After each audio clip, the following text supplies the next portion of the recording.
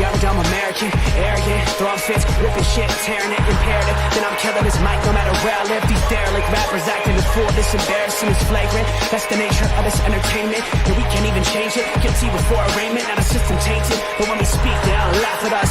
And y'all wonder why I'm lacking trust. Try to fight a giant with attorneys that can back them up. That's church versus science, both sides start acting up. I'm late on my assignment, hopping up a mile high, climbing, obviously never silent. New alignment, I'm defiant, cannot describe it. Used to describe it as a young graffiti artist. Before the beard, I always got carded. Hit every bar, even though my bar's been the hardest. The scars on my face, and I ain't always been the smartest. But I'll show you where my heart is. I said I'll show you where my heart is.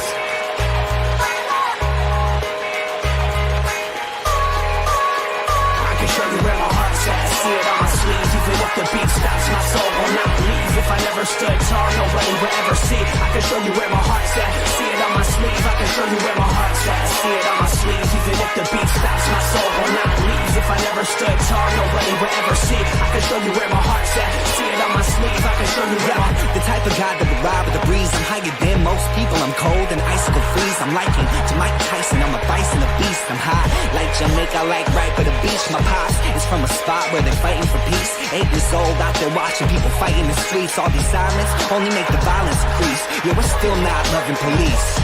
It's that bright young American, nice, dumb, arrogant. Tight on a mic, but he might need a therapist. Heart full of kerosene, head full of fairy tales. Said that you're my homie, you don't know me, but I know you very well. Roll back on some West Coast shit. This whole track is wetter than your dress code kiss. About to hit the track, running on some retro fit. I guess so lit, I guess so bitch, now let's go.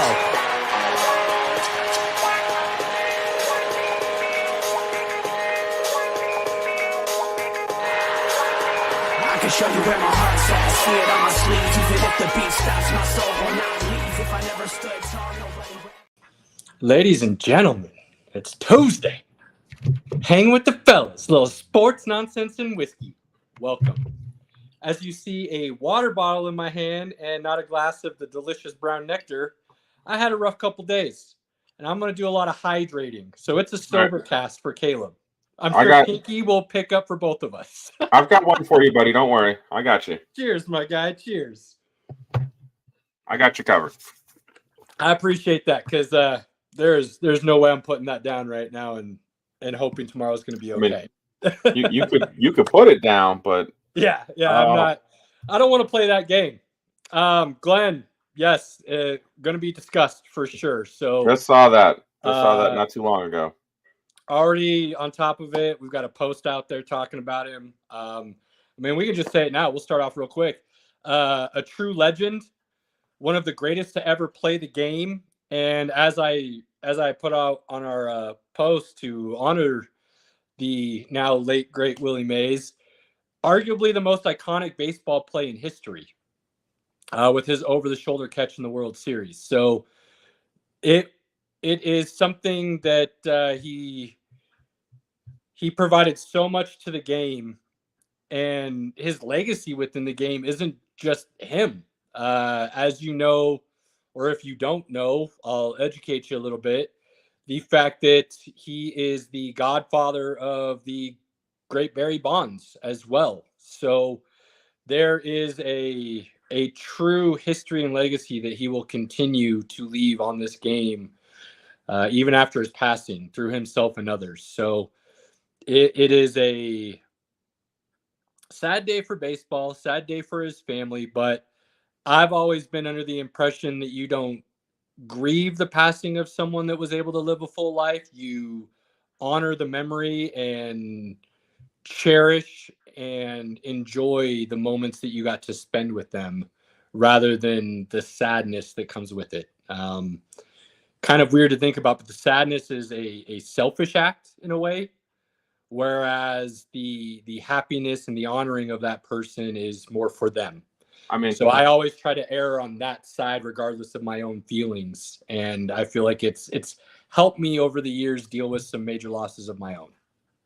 I mean, let's just celebrate, right?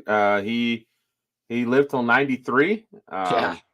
You know, I tried to think about, I don't know if I want to make it past 75. So to make it to 93, that's just Well, I mean, it's 75 amazing. is going to be tough, Pinky, because I'm living till I'm 132. So that's a lot of years without my guy. I mean, the wife probably wants me to live till 80 at least. So It'd be nice to have you stick me. around a little bit longer. Yeah, for sure. Right. For sure. I mean, I started thinking about it. That's only 36 years. Yeah. I mean, I was either done in my early 20s or I was going to 132 was something I thought about when I was a little kid. And somehow I made it past the early 20s. So I better get a really good retirement going because that's a lot of years. that's a lot of years. Or you better hope those kids are successful. Yeah, raise some geniuses. I'm just gonna start the first retirement commune where everybody pulls their money together so that we can actually live and feed each other.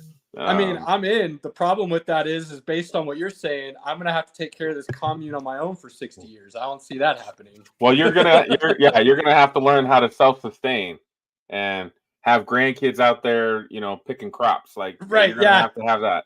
Pinky's grandkids as my labor. That'll work. It'd be probably great grandkids by then. But yeah, we'll see. For sure, for sure.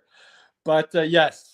R.I.P. Willie Mays, a true icon of the game, and he will be missed for sure. Glenn, glad you joined for a moment. I was sad to see your guys' show wasn't on tonight. 5280 is my normal show. I watch Tuesday nights at the gym, and they weren't on tonight. So hopefully everybody's okay. Hopefully everything's all right. Cheers to them. I will say I did check out a show that we're going to be on July 11th. We're going to join the Old Fashioned Football podcast, and I joined them tonight. Awesome. It's a guy and his wife, and they sit side by side in the same room, which is a little cool because that's how we used to do it, right, when we were in studio. But fun couple. They talk about whiskey. They actually reviewed a whiskey tonight. Very cool stuff. Nice. You actually joined them, or you just listened in? I listened in. Okay. So I was on the chat. Gotcha. I joined them in the chat. So I felt like I was part of the show. Pinky reaching out to the masses. Always wonderful. Oh, ooh, that is still sharp. All right, man. So Glenn got it kicked off quickly. I don't think I had any nonsense this weekend. I got a little bit. Started watching Shogun. I knew it was going to be great because, like I've said before, I've been on the FX bandwagon for many a year now, and they have a really good track record of just turning out really great television. So not surprised that it's good. What I was surprised about, not doing any research about the show ahead of time or reading about it, was surprised to find out it is based on a book, and the accuracy in which the, call it rise and fall and rise of Japan, if you will, came to be. Did not realize that historical piece was there. I thought it was more just kind of a fiction piece kind of made up and stuff, not a fiction piece based solely in historical fact. So that made me even more interested as I started watching it.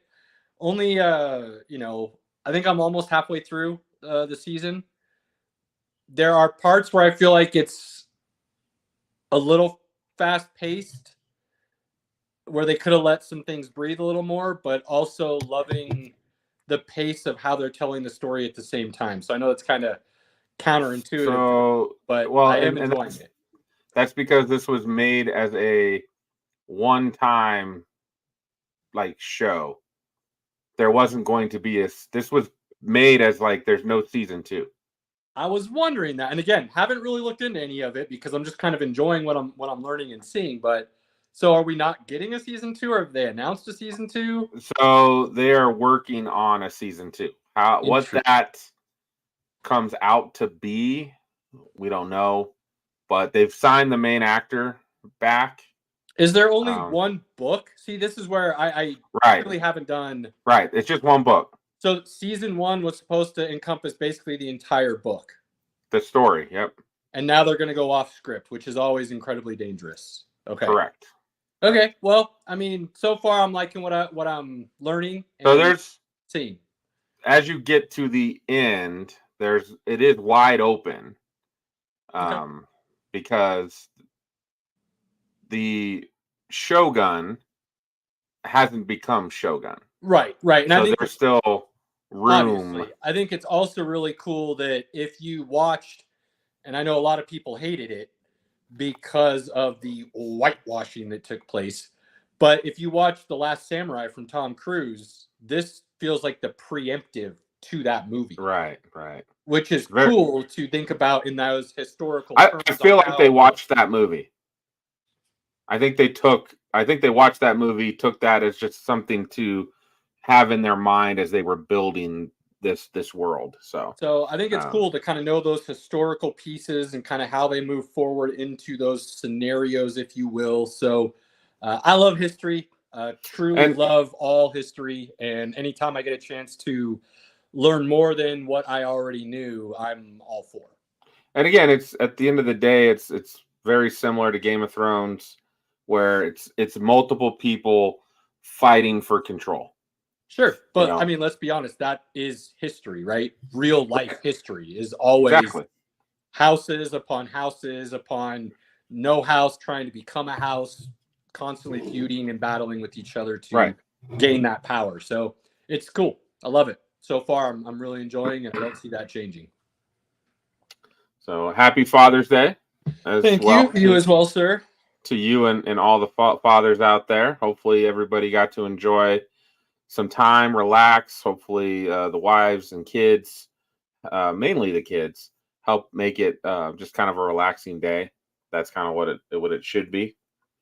So that was Sunday was good. Pretty much relaxed for that. Only thing I got to do this weekend is I did get to watch Clash at the Castle.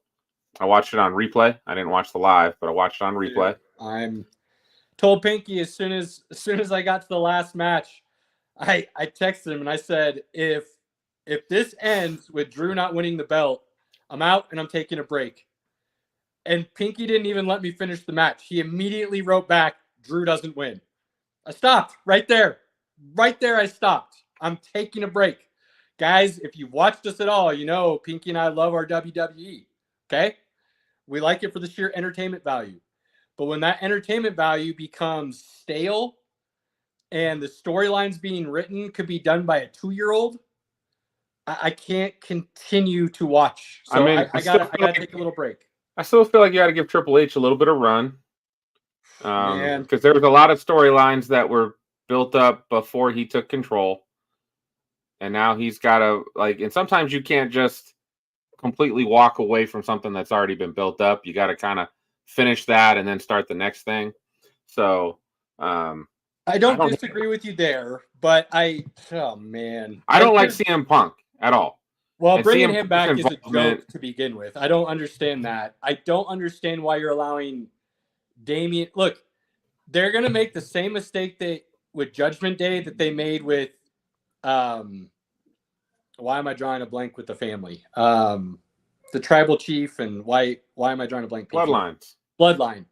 That went on way too long. Way too long. The Bloodline storyline should be dead now. The fact that they're still trying to push Sikoa and his 2 guys is a joke.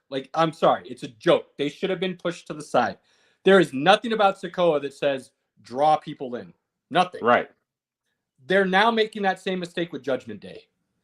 Judgment Day feels like a giant, forced, put together, only for storyline team that makes 0 sense. And the way Damian Priest got the title, I was cool with. The way he's kept the title has been lazy. And you had an opportunity to let Drew win it back for a couple weeks or a month or whatever you want. Then you give it back to him in SummerSlam. Yeah, and then you put Cody Rhodes in the first match with AJ Styles, and I feel like that was a giant waste because, let's be honest, there's 0 chance you're letting Cody Rhodes lose that. And then the way they ended it, while I can understand how it ended that way, that one. There wasn't enough beating up of AJ Styles before that point to say I quit at that moment. They're just But but they don't want Cody Rhodes being the straight villain, really beating the crap out of him, and then doing that, right? That's not Cody's character. So he got in his mom's face. That deserves a beatdown, and Cody didn't give it to him. I'm just saying, But the mistake was having that match first. And then on top of that, they followed up with letting those Scottish tag team girls win the belt. That makes no sense at all. You're going to let them win in Scotland, but not Drew McIntyre, who, if we're being honest, pretty solid guy to carry the belt for a little while. The way he's pushed his story over the last year or so. Only wanting the belt, not worrying about side stories, wants to focus on. You had an opportunity to let him do that, and you chose this weird Judgment Day scenario again. This team over individual thing that just doesn't work. Judgment Day just at this point doesn't make any sense anymore. You've got Dom, who's basically just his storyline is so awful at this point. Oh, it's nobody cares. Yeah. And then Rhea Ripley being out for a while because again, in my opinion, she wanted a break, and they gave her an injury to give her a break. Wouldn't be shocked if she's back at SummerSlam. And then this whole I don't know when it really changed, but at some point Damian became the leader of Judgment Day when that is not how it started. He was not the orchestrator of such. That would be I'm drawing a lot of blanks tonight. I'm struggling tonight, guys. Who's the other main guy in Judgment Day? Finn Balor. Thank you. Finn was the orchestrator. He is the one that turned Priest and the like against Edge. Right. And then created everything, basically. And then at some point, Damian Priest became said leader. And Balor is just kind of another crony following along. Right. Just the whole Judgment Day thing could have been done, again, 1,000 times better, and it's not. So I struggle with this give AAA a chance because while I agree you kind of need to carry some of these storylines to the end, regardless of if you started them or not, he could still make them better than what they were, and he's chosen not to, is what it feels like. Yeah, with the new storyline that they're going to build onto, I think they need to get rid of Judgment Day. Because Judgment Day being this dark goth group, and now you've got a complete insane group that you're going to have. I just don't see how Judgment Day continues to make sense. Yeah, you can't have two things that are kind of like each other. And explain for the people what you're talking about, because when I said I was out and I'm taking a break, I wasn't kidding, Pinky. I didn't even watch Raw last night. Didn't even turn it on last night. This is last year. There were plans to bring a new group out called Wyatt's Sick Six or Six. I think it's 6-6 is how they're saying it. And they're all in masks, and I guess these masks are all masks that he previously had worn, and they were to be in tribute to him. And he was actually supposed to be part of the group, and then he passed away. Unfortunate passing, right? Which from a heart attack. So, and by all accounts, look. Side note, sorry, Pinky. What you see on screen is not what these individuals are off, and I think people need to kind of keep that in mind when they're watching this, because by all accounts, Braylon Wyatt was loved within that WWE locker room and universe. Yeah, very much so. So, while you might see him as a heel and a bad guy and stuff, keep in mind these are written roles that these people go into and play off of. And the way he handled that was masterful, in my opinion. So they're bringing this group out. There's 6 of them. There was 5 last night. The rumor is the 6th will be Alexa Bliss. She should be almost. She had a baby in November, so she should almost be back and ready. So I actually loved Alexa Bliss when she turned that kind of psychotic, unhinged female version of Braylon Wyatt. Loved that.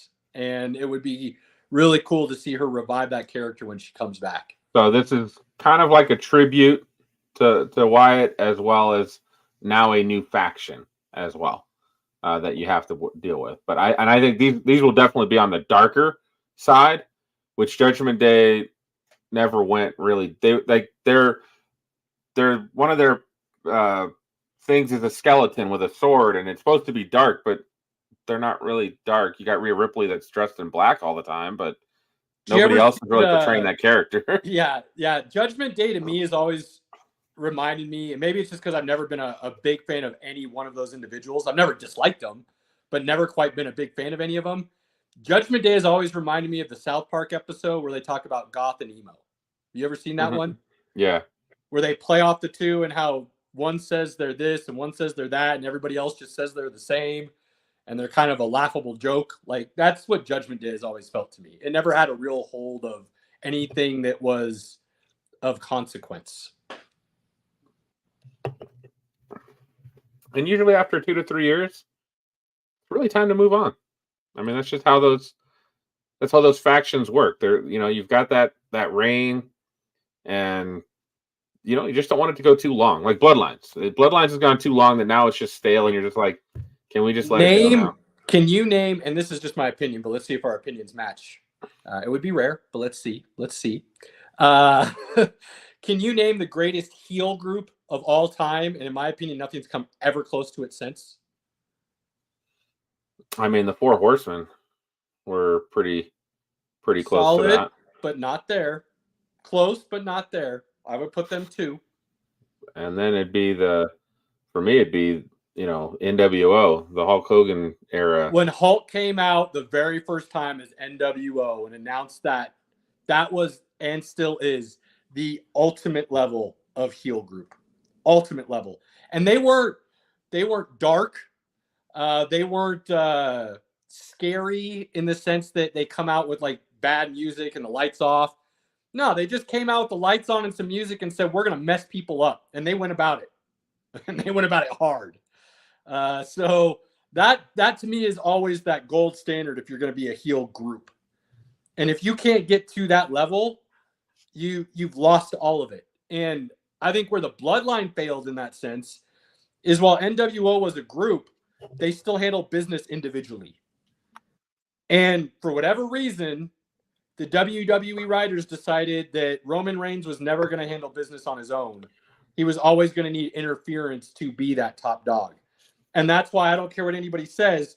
He will always be, in my mind, one of the weakest champions that the WWE has ever seen. Because by all accounts, he should have lost his title at least 3 times had others not intervened when they weren't supposed to. Sorry. But they were supposed to, because that was the story. But, well, you know what I mean, though. Like, if you're going to write the script so that your champion always needs an intervention to be the champion, he's not a great champion. That's just the fact of the matter. So, disappointing in that outcome continuously. Probably coming in maybe a year into reign as champ. I never watched any of his matches and went, wow, that's an all-time match. Agreed. That's not a Rock and Cena, Stone Cold. I love Shawn Michaels. Shawn Michaels was like my dude back in the day. He always put on great matches, like no matter what. Nothing like some sweet chin music, baby. Yeah, he always put on good matches, and I like a lot of those guys' matches are so iconic. Like you can go back and watch them today, and you're still like, wow. I don't see any of Roman Reigns' matches as well. And go back just before he became champ, they had opportunities with him and Lesnar to create some all-time great matches that would have gone down in history, and they blew a lot of those as well. The very last one, I believe it was the last one, or it was the second to last one. Like Lesnar gave him one F5 and then the match was over. Right. When you could have had multiple situations building up to. Is that the one where he drove the monster truck in, or the forklift, or whatever? No, the tractor. Yeah. Tractor. Yep. And then kind of pushed it up over the ring, and the ring came down. Like there are just so many things that felt like Vince lost his touch in his later years. And I don't know if it was just going for dollars over cents or what it was, but a lot of things didn't add up for me as a fan that's been watching since I was a little kid. Yeah, it's a bummer. So hopefully things get better. We got Money in the Bank coming here July 6th, and then SummerSlam August 3rd. So 2 more big events. SummerSlam 2026 is going to be a 2-night event. Which is weird that it hasn't been yet, considering it is arguably just as big as WrestleMania now, if not bigger, possibly. I know this next year's WrestleMania is going to be so awesome in Vegas, baby. Oh, I hope, man. It needs to live up to some hype. So, all right. Well, let's transition out of wrestling. We'll see. Again, Money in the Bank coming up in 2 weeks. So we'll see how that one is. But we've got talk about golf for a moment before we transition to the big one that we want to talk about. So, man, what a finish to the U.S. Open this year. Pinehurst #2 hosted the U.S. Open. There are a lot of feelings about the course itself.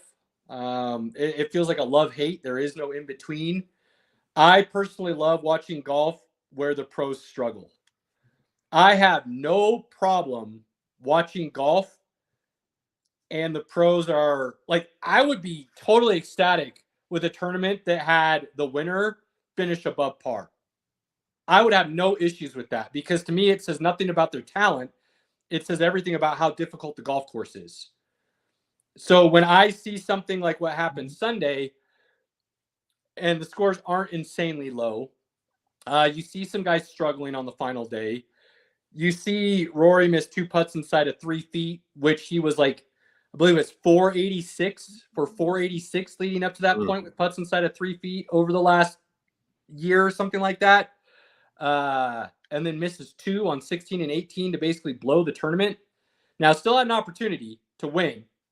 And then Bryson blows a putt within 3 feet on 15, I think he did. And then to come back and hit that bunker shot that he hit from just outside of 50 yards to put it within 4 feet of the pin. If you don't play golf, you do not have an appreciation for how insanely difficult that shot was. Should not have happened. There's like a 1% chance that shot is made, in all honesty. So for him to put that shot there and then proceed to bury that 4-foot putt to win the tournament was epic. Now, I have been a huge Bryson DeChambeau fan since he was an amateur. The guy is a rocket scientist playing golf. The way he approaches the game is different and unlike anyone else to have ever played the game. There is a book, and I will look it up here while we're talking real quick, but it basically talks about a different way to think about golf. And all shafts are the same length. You just differ in the degrees of the club face. And the mechanics and things that become very, for lack of a better way of explaining it, a scientific approach to the game rather than a feel to the game is unlike anything else that's happened. And Bryson has took that to the umpth degree to where if you listen and you follow it all, the guy's taking all these crazy calculations just to putt the ball.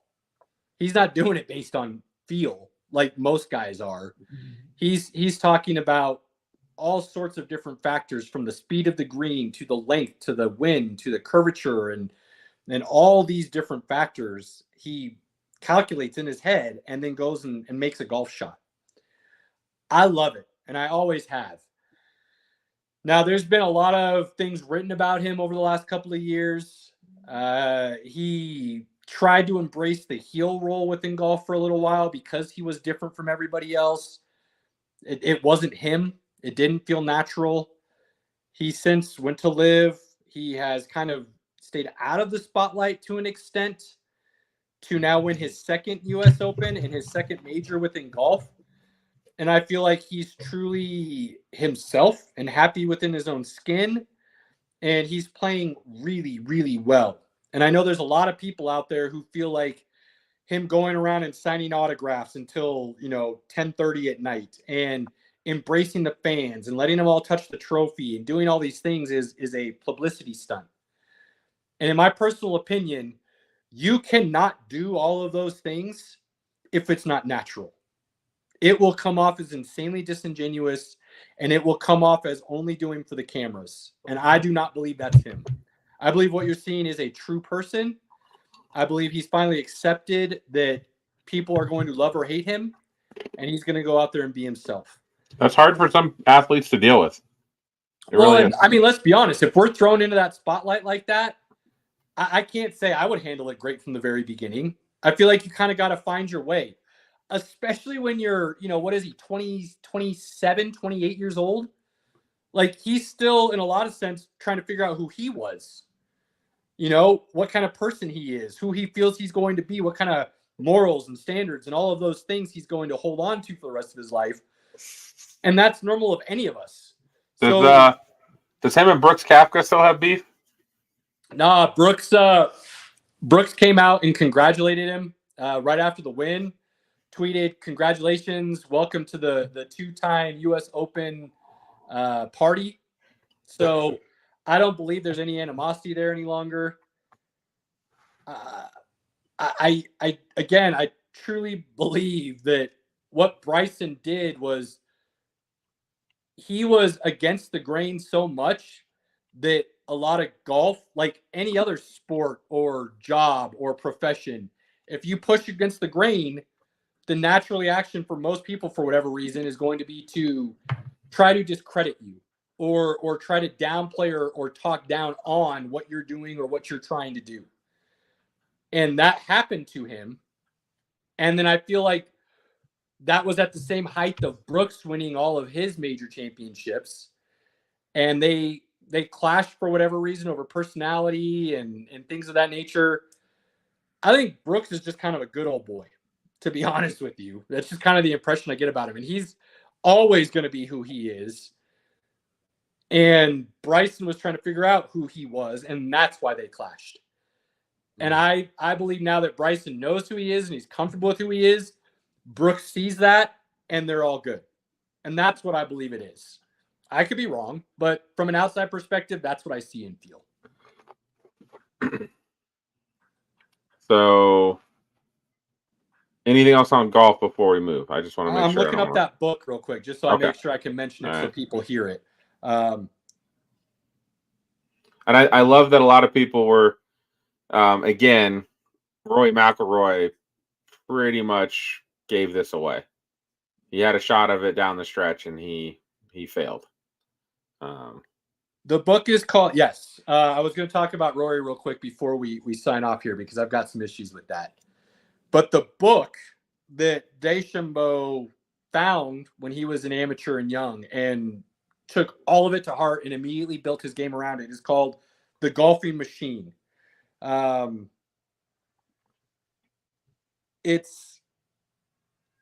don't want to say anything because I haven't read it, so I can't completely talk on it. But I will say the way the book goes about talking about golf is unlike anything else out there. Bryson took it, loved what it offered him based on the way he thinks about life and things in general, felt it fit him, and ran with every concept within this book. And then, like I said, expanded upon it tenfold and has made it his own thing. So The Golfing Machine is called the book. If you have any interest, check it out. It's on my list. I just haven't gotten to it yet. Highly recommend, though, if you want to know even more about the way Bryson DeChambeau goes about the game of golf. Now, as far as Rory goes, incredibly disappointed in him.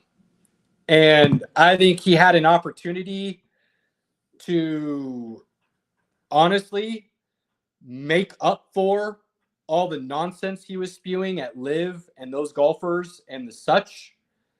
We know by now basically he was being used as a puppet, but you don't say all the things he said unless those are your own true feelings as well in the situation. He has backtracked from a lot of those. I don't feel like he's backtracked in a way that truly forgives what he said. But his actions after losing, you can't do it. You can't do it. I don't care how terrible you're feeling in that moment of losing. I don't care if you feel like you truly gave it away and it was yours to win and you blew it. You lose like that, you have to get up on that podium and answer questions. I don't care if it's for 30 seconds. Your butt needs to be standing behind that microphone and at least answering a question. I will always go back to Greg Norman blowing the Masters. And he stood under that magnolia tree and he sat there and he answered every question that was asked of him. And in my opinion, Greg Norman losing that Masters was far more of a blown loss than Rory McIlroy blowing this U.S. Open, if you will. So any good faith he had built up since those live comments and him backtracking was all thrown away in that one move. Now, I still think he is a great ambassador of the game. Rory has always been very thoughtful behind the mic when answering questions and discussing golf with the media for the public. But you can't do that. You just cannot lose in that fashion and then say, I'm not answering any questions. I'm leaving the golf course before anybody can find out. And then I'm going to throw out a tweet that says, basically, I'm going to take some time off and then come back stronger. It's a bad look. There's no other way around it. And it was a bummer to see him make that choice. And I feel like, honestly, and this could be not true at all, but again, impressions and actions say a lot. I do feel like him losing to DeChambeau, being a live golfer, is part of the reason why he did not stick around to answer those questions. Had it been another PGA player, I think he would have stuck around. That's just the feeling I get. And whether true or not, when you leave those interpretations for people to pull, that's on you, not anybody for throwing out the interpretation. He could have silenced everybody with a couple questions at the end. And now he left open a lot of what ifs. Can't do it, man. Can't do it. Can't do it. Could you imagine the NBA or the NFL or the NHL allowing a player to not step to the mic after a championship game, after a loss, and say, no, it's cool. We know we have our media issues that you are required to partake in, but you want to just skip out and leave, it's all good. We've seen our fair share of guys come to the mic and not stay long. Right, but they still went to the mic, didn't they? Requirement, if you will. They didn't want to take that fine. Now, I don't know the rules with PGA. Are they required? Is there a fine enforced? I don't know that, so I can't speak on that, but still, can't do it. Yeah. Even Scott Van Pelt, who, look, is, I think, personally, one of the preemptive voices in golf right now because of his platform and the fact that he does host the Masters with ESPN and things of that nature. Even Scott Van Pelt, who is a big Rory guy and has been for years, came out and basically said, can't do it. Can't do it, Rory. You can't do that. So when you have those voices saying the same thing, I think it needs to be heard, and Rory needs to find a way to make up for it. And I don't know what that is. Because let's be honest, if he somehow goes out and wins the Open in a couple weeks from now, and then steps to the mic after a victory to answer questions, that's going to be a bad look as well. Like, oh, now you'll talk to us? What's going on?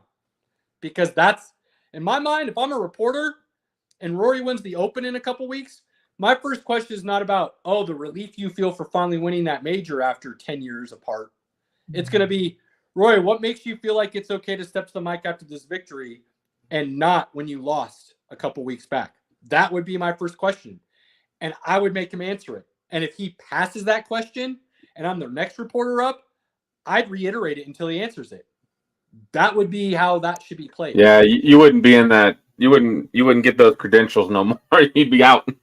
If everybody else did it, I mean, look. Nobody else is going to do that, though. but they should, like, if you're really media, those are the questions that should be answered. I'm just saying. The media has become a little bit weak over the years and are not pressing for the questions and answers that should be pressed for. And too many people want to be in favor rather than doing their job. But again, they got to play the game, right? It's a game.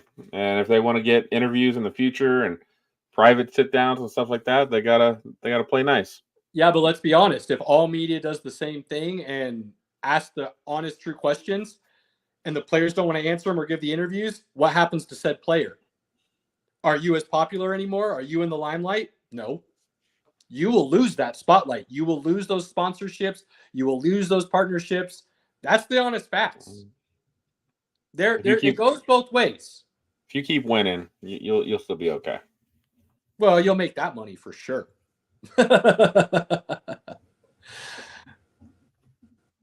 But yeah, good U.S. Open. I like the fact that the course was insanely difficult. To me, that is something that I like to see. I like to see the pros struggle because as someone who's played the game since I was a little kid, I know how incredibly difficult it is, and that how that one good shot will make up for an insanely terrible round to the point where you'll continuously punish yourself and come back for more. That glutton for punishment, if you will. So I would like to see a little bit more of that in certain situations. And the U.S. Open is kind of known for making courses difficult on the players. So we'll see what happens in the future. But the Open comes up next. In my opinion, it's the Masters, the Open, the U.S. Open, the PGA Championship. That's the order for me. So I love the golf that you get from the Open. And for those that aren't familiar with the Open, it was used to be called the British Open to separate it from the U.S. Open, but it is the true Open, the original. And the links golf that they play, if you've never played a links golf course, highly recommend you search one out because it does play unlike any other course you will play. So coming up, we'll talk about it later, but that's the golf for this time being, good sir. All right. Well, let's do some quick hitters real quick. Shockingly enough, the Stanley Cup Finals might not be over tonight. Dude, Edmonton doing some work right now. Love seeing this. They took to heart being down, and they came out blasting Game 4 and smoked Florida. Now, Game 5, they're putting the heat on them again. Now, 4-2 going into the third. That's what I keep looking over at, guys. Yeah. I've got the game going right here. So if I'm looking away, it's because I keep. I'm waiting on Twitter for the Oilers chick to show her live reaction, but I think she's holding back until Game 6. Yeah, you don't want to jinx anything at this point. There is not a more superstitious fandom or athlete than hockey players, in my opinion. They are the most superstitious of them all. So if you're a true hockey fan, you're not doing anything wild or crazy when it comes to that. Now, I will say I am not superstitious in the least, not even a little bit. I had an opportunity when I was 18 or 19 to be present with the Stanley Cup. And I did something I was told I'm not allowed to do, but I snuck a touch on the Stanley Cup. And I know a lot of hockey fans that say, if you do that, your team will never win again. Well, that turned out to not be true because the Avs won a couple years back. So they did win again within my lifetime, even though I touched the cup. So I don't believe in the superstition. I was that close to it. There was a 20-year gap, though. So that was your fault. It was a 20-year gap. Whatever. We know how I feel about gaps. Go all in for it again. I'm happy. They had to wait for 2 rings to come off, and then it was okay. They did, but I don't care. One of my brother's best friend's father, if I remember this correctly, was the head athletic trainer for the Tampa Bay Lightning when they won back in 2003, I think it was. And when he got his day with the cup, they held a big open party basically in our small little hometown of Palmer Lake, Colorado. And everybody come out and hang out, take pictures with it. And my brother being such good friends with this other young man and his family, went to their house when they threw the private party. And my brother's got some epic pictures with the cup. So if you want to blame the Avs not winning the title for 20 years on the Surcels, that's fine. But still won within our lifetime again. Par for the course. Blame the Surcels. Par for the course. So hopefully that'll go game 6. Then that becomes a little more interesting. I should say I think I peeked in on one of the games and Florida was just dominating. And I was like, yeah, this isn't fun to watch. And really haven't come back to it. So game 6 would be Friday. And that would maybe pique my interest. I'm going to tell you right now, if this continues, if this goes to 7, even if the Oilers don't win, if Connor McDavid isn't given the Finals MVP, I think you had a huge missed opportunity there. They're not going to give him Finals MVP. He didn't even score a goal until game 4. Yeah, but again, none of the superstars for the Oilers had scored a goal until game 4, and that's not when they just went a goal. If I remember correct, I don't think Connor McDavid had a point in the first. He did not. So I can't say like you. If he'd have to have these next 3 games. He's got a point tonight, so he would need like the next 2 games, win the cup. Sure.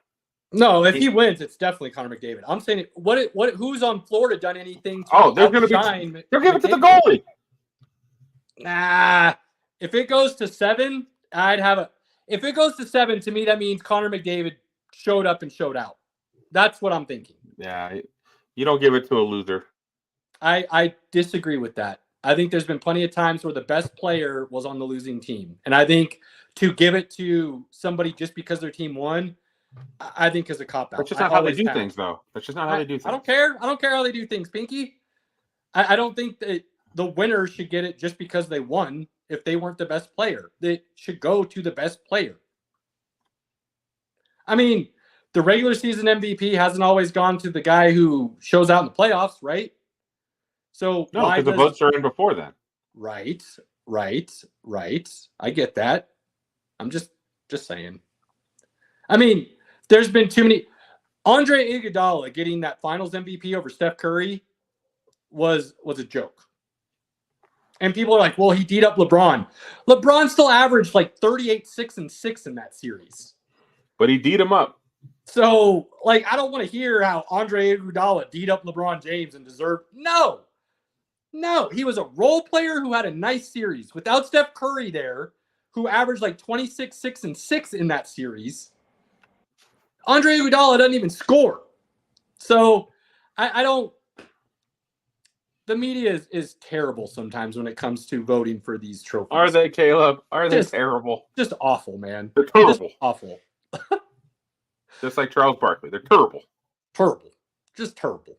And, hey, speaking of Charles, we are going to lose an icon of sports media after next year, if what he said is true. He said next year will be his last year in broadcasting, and then he's going to head off into the sunset. So if that is true, we will lose a true broadcasting icon for sports. I can't see him being done. I can't. He said it. I just can't. I know he said it, but I think that comes on the heels of losing TNT and all that. Well, he's been very vocal that he'll never work for ESPN because they work you like a dog, and he said he will never do that. And he's 100% correct. Right, they underpay you and then they work you as well. So, not that I wouldn't mind that ESPN. If ESPN's listening, guy, and I believe that. So, whatever. I mean, if ESPN wanted to pay me a lot, I might be willing to be overworked. So, a lot for me, anyways. Yeah. So, Hey, ESPN, I'm good with like way below what your average is. I guarantee that. Like way below. I would be more than happy to go and let Stephen A. tell me how dumb I am on a regular basis. It wouldn't even cost you that much. Pink and I can easily fill in as a Pat McAfee light, guys. Like, no issues there. Bring us on. We're good. I've been known to curse back, though, so you never know. I get a little feisty. Although at 7 a.m. in the morning, you're drinking coffee, not alcohol. That might be different. That might be different. Yeah, maybe. I might have a different disposition at that early time. Let's see. Quick hitter. Caitlin Clark, Angel Reese. Dude. Set a viewership record for WNBA. I can't look. Both sides of this have extremists that are just wild, and they've created this race bait war with the media, and they play into it 1,000%, and it drives me nuts. The other thing that I will keep preaching that I just can't believe these women are ruining themselves in the sense that if you truly think Caitlin Clark isn't the reason all eyes are coming into this, you're blind, foolish, and ignorant. You're jealous. Well, that is the ultimate, right? But Angel Reese, get it through your thick skull that you are a great player, but nobody, as far as casuals, was tuning into that championship game 2 years ago if Caitlin Clark had lost against South Carolina. Those ratings would have been way down if it was LSU South Carolina instead of LSU Iowa. Right. If we're going to take it a step further, Angel Reese, nobody's watching the Chicago Sky and the Indiana Fever casuals unless Caitlin Clark is playing in that game. They are not tuning in to watch you. That does not take away your talent. That does not take away that you can be a really good basketball player.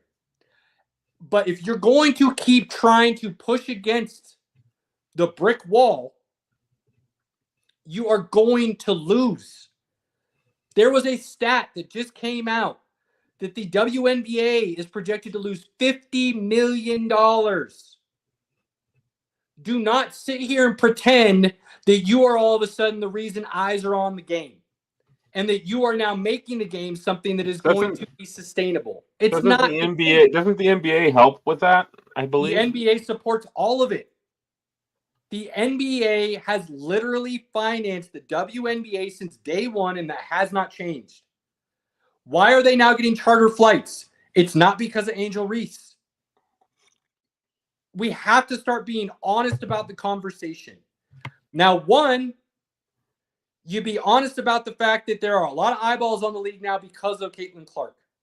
Just accept it. Because the sooner you accept that, the sooner you're going to realize you're making more money and you're getting more benefits than you ever have before. And then on top of that, accepting that also means that there are going to be more eyes on you watching how you play the game. And if you play well, they're going to be talking about you. And Angel Reese has been playing well. She is a double-double machine. She is an inside presence within the WNBA who is a dominant presence, who is going to be really good for a lot of years. But quit trying to knock down Caitlin Clark like she's not the reason you're a name. Nobody would give a hoo-ha about Angel Reese if there wasn't the Caitlin Clark. There just wouldn't be. And I'll go back to the whole, after they won the championship, when she did the "you can't see me" back to Caitlin Clark, I have no problem with trash talking. What I have a problem with is when you trash talk and there was nothing you did to earn it. Angel Reese didn't shut down Caitlin Clark. Angel Reese isn't the reason Caitlin Clark had a bad game.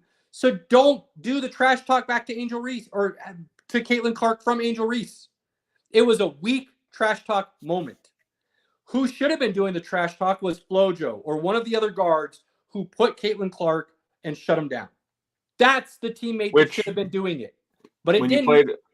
As long as you shut her down, you win, because Iowa didn't really have a whole lot around her. Exactly. But Angel Reese isn't who shut down Caitlin Clark. It was your teammates.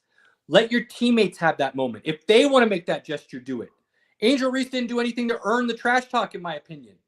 So when I see somebody trash talking somebody else and they're not the reason for that person playing poorly, it looks like a very weak move to me. And that's just coming from an athlete perspective. That's not this white versus black thing that people keep trying to make it. I'm talking strictly within the lines of the game. Don't trash talk unless you earn the opportunity to trash talk. And your team winning, to me, is not enough to then give the gesture back to somebody when they did it to a team previously and had a right to, that's just how I feel. Everything Angel Reese is doing just screams of jealousy. It does. Does she have that right to have those jealous feelings? Sure. Caitlin Clark has gotten a lot of spotlight. But again, that spotlight is bringing eyes to everyone. It's bringing money for everyone. It's bringing sponsorships for everyone. Exactly. High tide raises all boats. Accept it. That's a fact. It's not an opinion. So let that high tide of Caitlin Clark. Michael Jordan took basketball to the next level. And what did they do? Nobody was just trashing Jordan like this off the court. Now, they went at him on the court, which they by all absolutely went at him. Welcome to the league moments. Give it to him. But nobody off the court was showing this level of animosity towards Michael Jordan, or even LeBron James, for that matter, as a more recent example. Right. As what the ladies within the WNBA are showing Caitlin Clark. And for anybody out there talking about, well, you guys are casual. You weren't watching until No. You want to go back? We've got documented evidence. I was telling people to pay attention to Sabrina Ionescu when she was at Oregon coming into the league. Unfortunately, this is true. Look, I am not a casual. I'm not somebody who just started watching because Caitlin Clark was at Iowa doing crazy things. I have paid attention to the league since its infancy. I remember when the Houston Comets went out and won 3 in a row, okay, with Cynthia Cooper and Cheryl Swoops, who, side note, Cheryl Swoops just came out and had a insanely terrible rant about Caitlin Clark.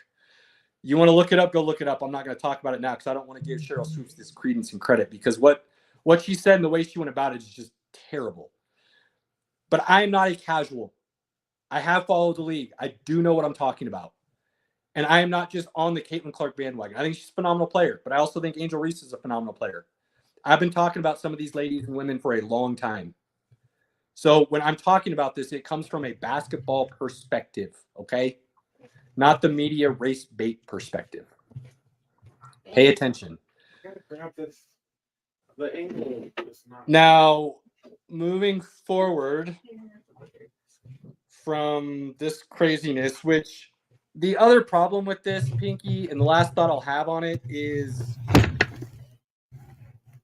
if the ladies of the WNBA and the WNBA as a whole don't get their shit together, they're going to lose this momentum when the season ends. And they will watch viewership drop off to the same numbers it was before Caitlin Clark showed up. I mean, and most of the numbers aren't great if it's not Caitlin Clark playing. They will not be selling out NBA arenas next year. Mm-hmm. They will go right back to their 5,000 square foot high school stadiums style. And they're on the verge of pushing a lot of people out because of the way this is being handled. And it's sad because, like I've said before, there are a lot of great players in this league that are pushing the game for women's basketball in a much better direction. And I feel like they're on the verge of losing all that momentum. And I don't know how they do it, but they need to get more women watching women's basketball. That's the demographic that they need to go after, and somehow they don't. Well, here's the problem. When you hear some woman going, whoa, the WNBA players need to be paid equal to blah, blah, blah, and this and that, and you say, well, who's your favorite team? Who's your favorite player? And they're like, I don't watch it. Shut up. Don't say anything. You have no right to talk then. Literally zero right to talk. All right. Let's see. What else do I got? Well, I guess we can move to the NBA. And surprise, surprise, the Boston Celtics have won their 18th championship. Kudos to them.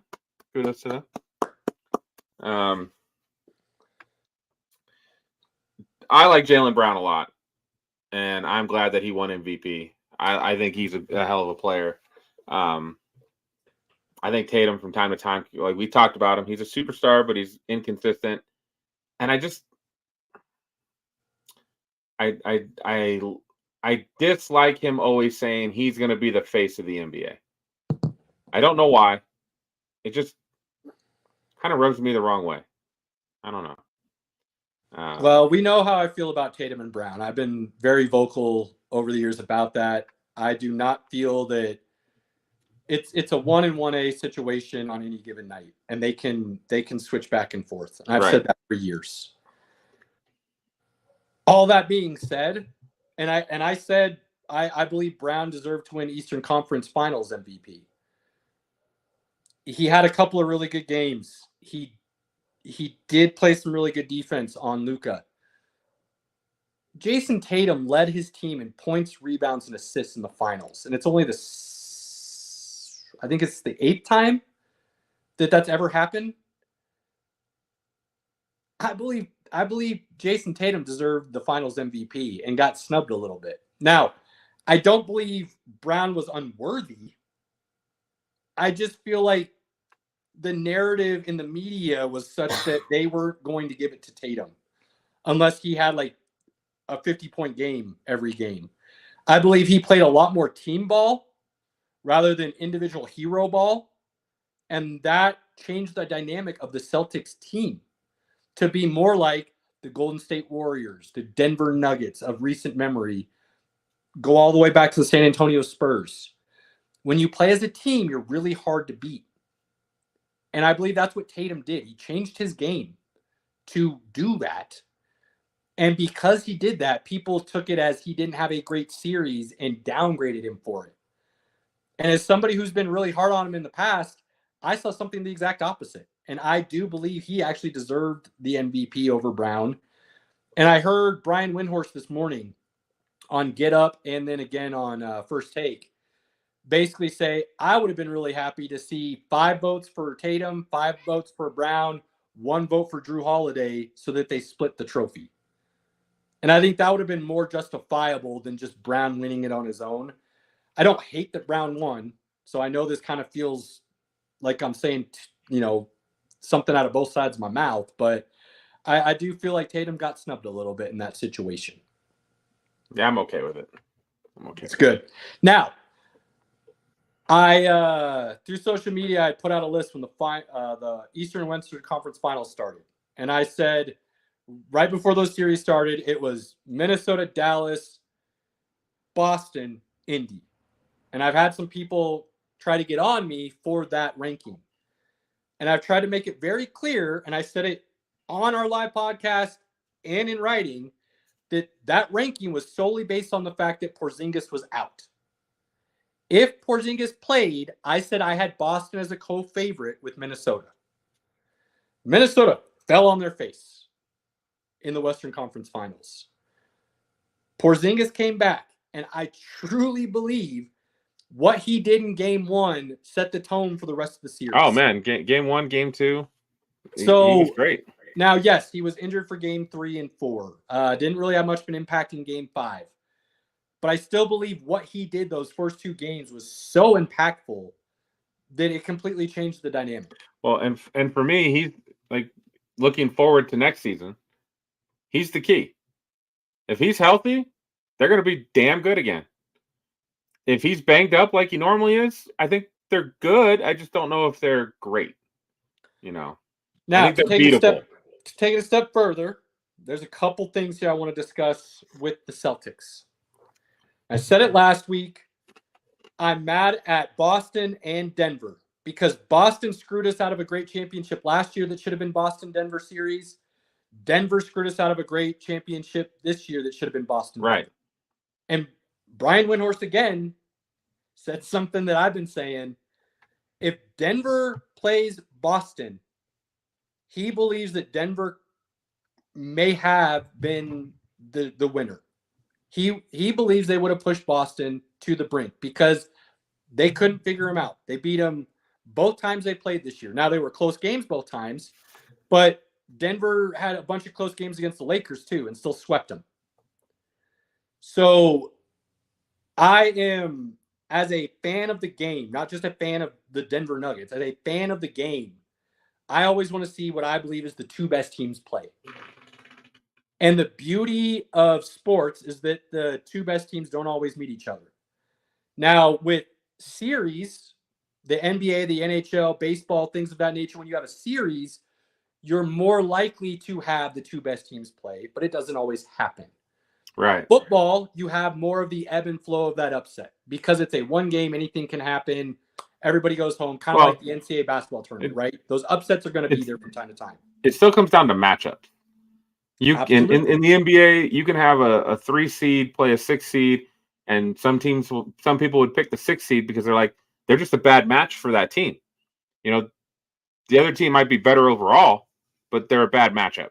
And that happens. Minnesota was beat to belt Denver. Regardless of that being the case, though, Denver was up 20 going into the second half. They lost that series. They were up 20 with 8 minutes to go in the third. Okay. They lost that. They fell on their face and they blew it. There is no other way around it. Now, as we said before, props to Minnesota for sticking it out and playing all the way through. That goes a long way. But when they got to the next series against Dallas, it looked like a team who had already played their championship. It looked like a team who had given everything they had the series before and then had nothing left in the tank. And Dallas was still playing with that chip on their shoulder. We will get to Dallas in a second because I've got plenty of thoughts on that. The last thing I'll say about Boston, and I know Boston fans are going to hate me for this, and that's fine. Call it my opinion. I don't believe it's a hot take. I still believe overall, as of this moment, the Lakers are still a better overall organization because they have been more consistent winning their championships over the years. And this is what I mean. Boston won 11 of their championships, 11 of their 18, okay? They won in a 13-year span from 59 to 72, I believe, or 73, so 14 years, 11 and 14. And that was before really the modern era of basketball. When there weren't a lot of teams, there weren't a lot of players, there was no free agency, okay? So they are the second best organization in the history of the game. I will not take that away from them. But if you're going to, make me choose, I do feel like the Lakers are a better overall organization because they have done more in the modern era to win championships every decade continuously. Boston won in 80, I think it was 87, 84. I might have taken They won 3 in the 80s. Yeah, but it was early. Right. I've got this. They won 81, 84, 86. They did not win again until 2008. Right. And then they didn't win again until 2024. But what's funny, I'd have to pull the numbers, but of their 18 championships, 10 or 11 are against the Lakers. Yeah. So think about if it had gone their way. Well, and that's Jerry West and Elgin Baylor, where Jerry West went 1 for 9 in his career in championships, and most of those were losses to the Boston Celtics. Jerry West is the only person in modern sports history out of all major sports to be on the losing team and win Finals MVP. So again, there is precedent for it. Only one, but there is precedent for it. And it hasn't happened since for multiple reasons. But yes, again, so when you talk about that, it's not like the Lakers haven't been in the championships. They just were losing to somebody else, which happened to be the other great team, which is the Boston Celtics. So just because they have 18 now and the Lakers have 17, I don't feel like that puts them over the top because of their gaps within the modern era of basketball and what they failed to do. So they are going to have to continue this run a little bit more. They win another 2 or 3 in the next decade. I will easily jump them over the Lakers. But as of right now, because championships are basically equal and the way in which those championships have been won, I have the Lakers ahead of them a little bit. I still think they've got an easy path to get back next season. But if Giannis is healthy and the Bucks are back normal, Embiid healthy, Embiid and the Sixers were looking damn good. It's not going to be as easy next year as it was this year. Let's say that. They look, and people were trying to say this about the Nuggets last year, and I think it's a joke anytime somebody brings it up. You can only play who's in front of you. And if you're expected to win and you do win, you should not be knocked for that. That should not be a mark against you. The Celtics didn't choose to have the top player from every team that they played on their way to the championship in the East out. They didn't have any control over that. But they ran through the East. They shouldn't be knocked for the top players being out. What I will say, though, is I believe their run next year will be, like you said, not as difficult as it could be for two reasons. One, Philly has to do something in the offseason that I don't think they're going to be able to accomplish, which is draw another big name to them. And I don't feel like they're going to be able to shore up their bench in a way that's going to put them over the top. I think Milwaukee has missed their window. It's gone. It's over. Giannis will never win another championship in Milwaukee. As far as I'm concerned, that's where it's at. He can win another championship, but he will have to leave Milwaukee to do it. I think that Dame Lillard trade, and I said it as soon as it happened, was a major, major mistake. You did not like that trade. And you're a big Drew Holiday fan, though. I like Dame Lillard, too. It's not that I don't like Dame Lillard. It's that the fit was bad. And then Dame didn't want to be there in the first place. So I don't see that changing to the point where the team chemistry is such that they're going to be great next year. I'd be shocked if they don't try to work on trading him. They should. I don't know what they're thinking. I also don't think Giannis is, and I've said this before, and people aren't going to like it, I don't think he's good enough to do it on his own. When you cannot shoot the basketball, you severely limit the potential of your team on the offensive side of the ball. Severely limit.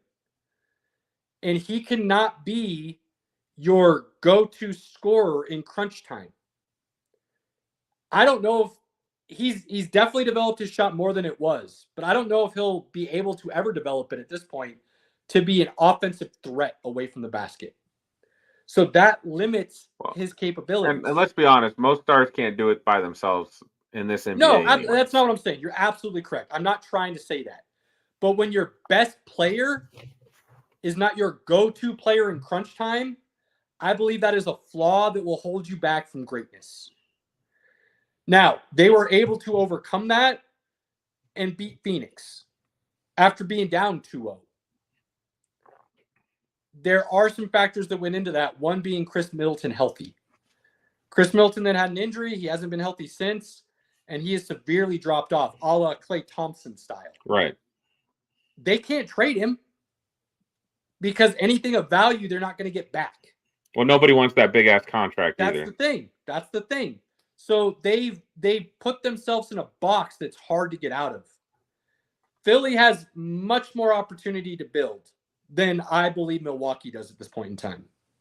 So it'll be interesting to see how those two teams specifically handle the offseason. Now I hear some New York fans clamoring about how they're coming. You're out your minds. New York had a very unbelievable, very unexpected season. And a lot of that was due to the fact that there were so many injuries in the East that you had an opportunity that you took advantage of. Now, they had a lot of injuries too. They had a lot of injuries too, and we talked about that in great detail of how it was like 4 or 5 of their top 8 rotational players were out, right? So they had some issues. But outside of Jalen Brunson, what do they really have? I mean, they've just got a team. Now, they have to do amazing things. They have to play together as a team, which they do. They play physical. They play tough. That's what I saw during these playoffs runs when I watched them. Again, Brunson, Josh Hart, and Davis Chinzo play well together. They got really good quality play from Hartenstein, but Hartenstein's probably leaving and getting that bag. He's gonna get some money. OG Anunoby, he's gonna go get that money somewhere else. And then who was that other guy? Maybe it was Anunoby that they picked up. But so I still think the window's open for them. I just don't see them. I see them being a team that, like, when they play really tough and physical, they can give finesse teams a hard time. Fully healthy, I think they could pester Boston. I don't know if they beat Boston, but could they take Boston to 7? As inconsistent as they can be sometimes? Sure. All things said, everybody healthy next year. Would you pick New York to be in the finals of the East?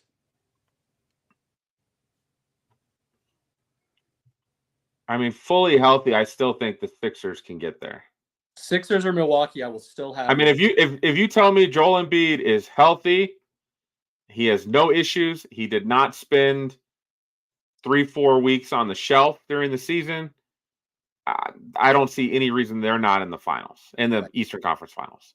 And that's the issue for New York. They're still the 4th best team in the East if everybody's healthy. They still need that third component to be where you're like, just like, yeah, that team's unstoppable. I think they still need the second component.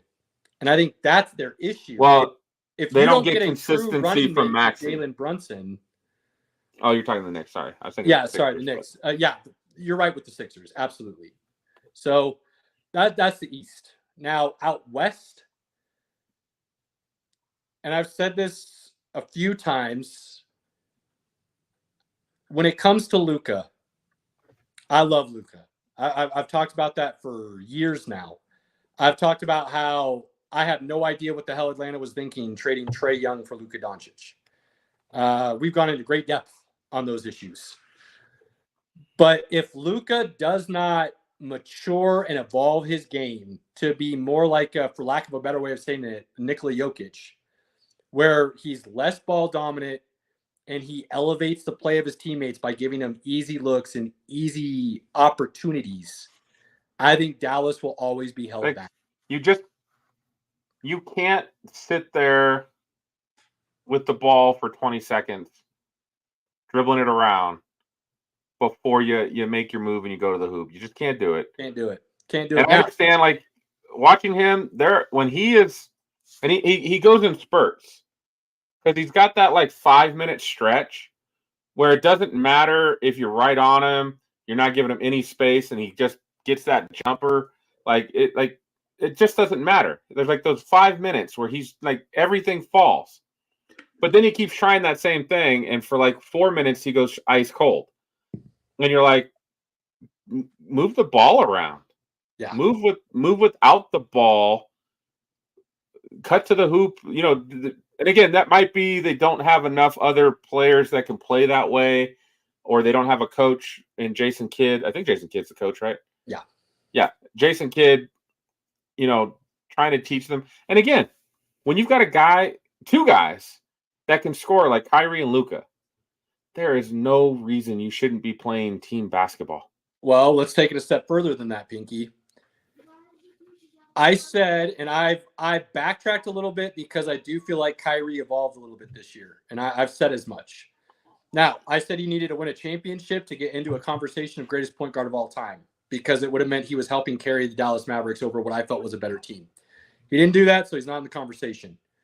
I still think Kyrie has evolved this year, but I said when they first came together, it was going to be an issue because you cannot have two ball-dominant guards playing alongside each other and win, because what will happen is exactly what we saw in the finals. Kyrie became almost non-existent. And when you're a ball-dominant player, he was watching. When you're a ball-dominant player that doesn't touch the ball, the likelihood of you being effective is slim to none. And Boston flat out said, we're going to remove Kyrie from the picture. And Luka's going to have to do everything. And then on top of that, we're going to go at Luka on the other end and force him to play defense, which it's not that he can't, guys. I've said this 1,000 times. All defense is effort. That's all defense is in basketball. You either give the effort to do it or you don't. And Luka, unfortunately, chose not to give the effort. What was one of the biggest knocks on Nikola Jokic after he won his second MVP, Pinky, that everybody was up in arms about? His defense.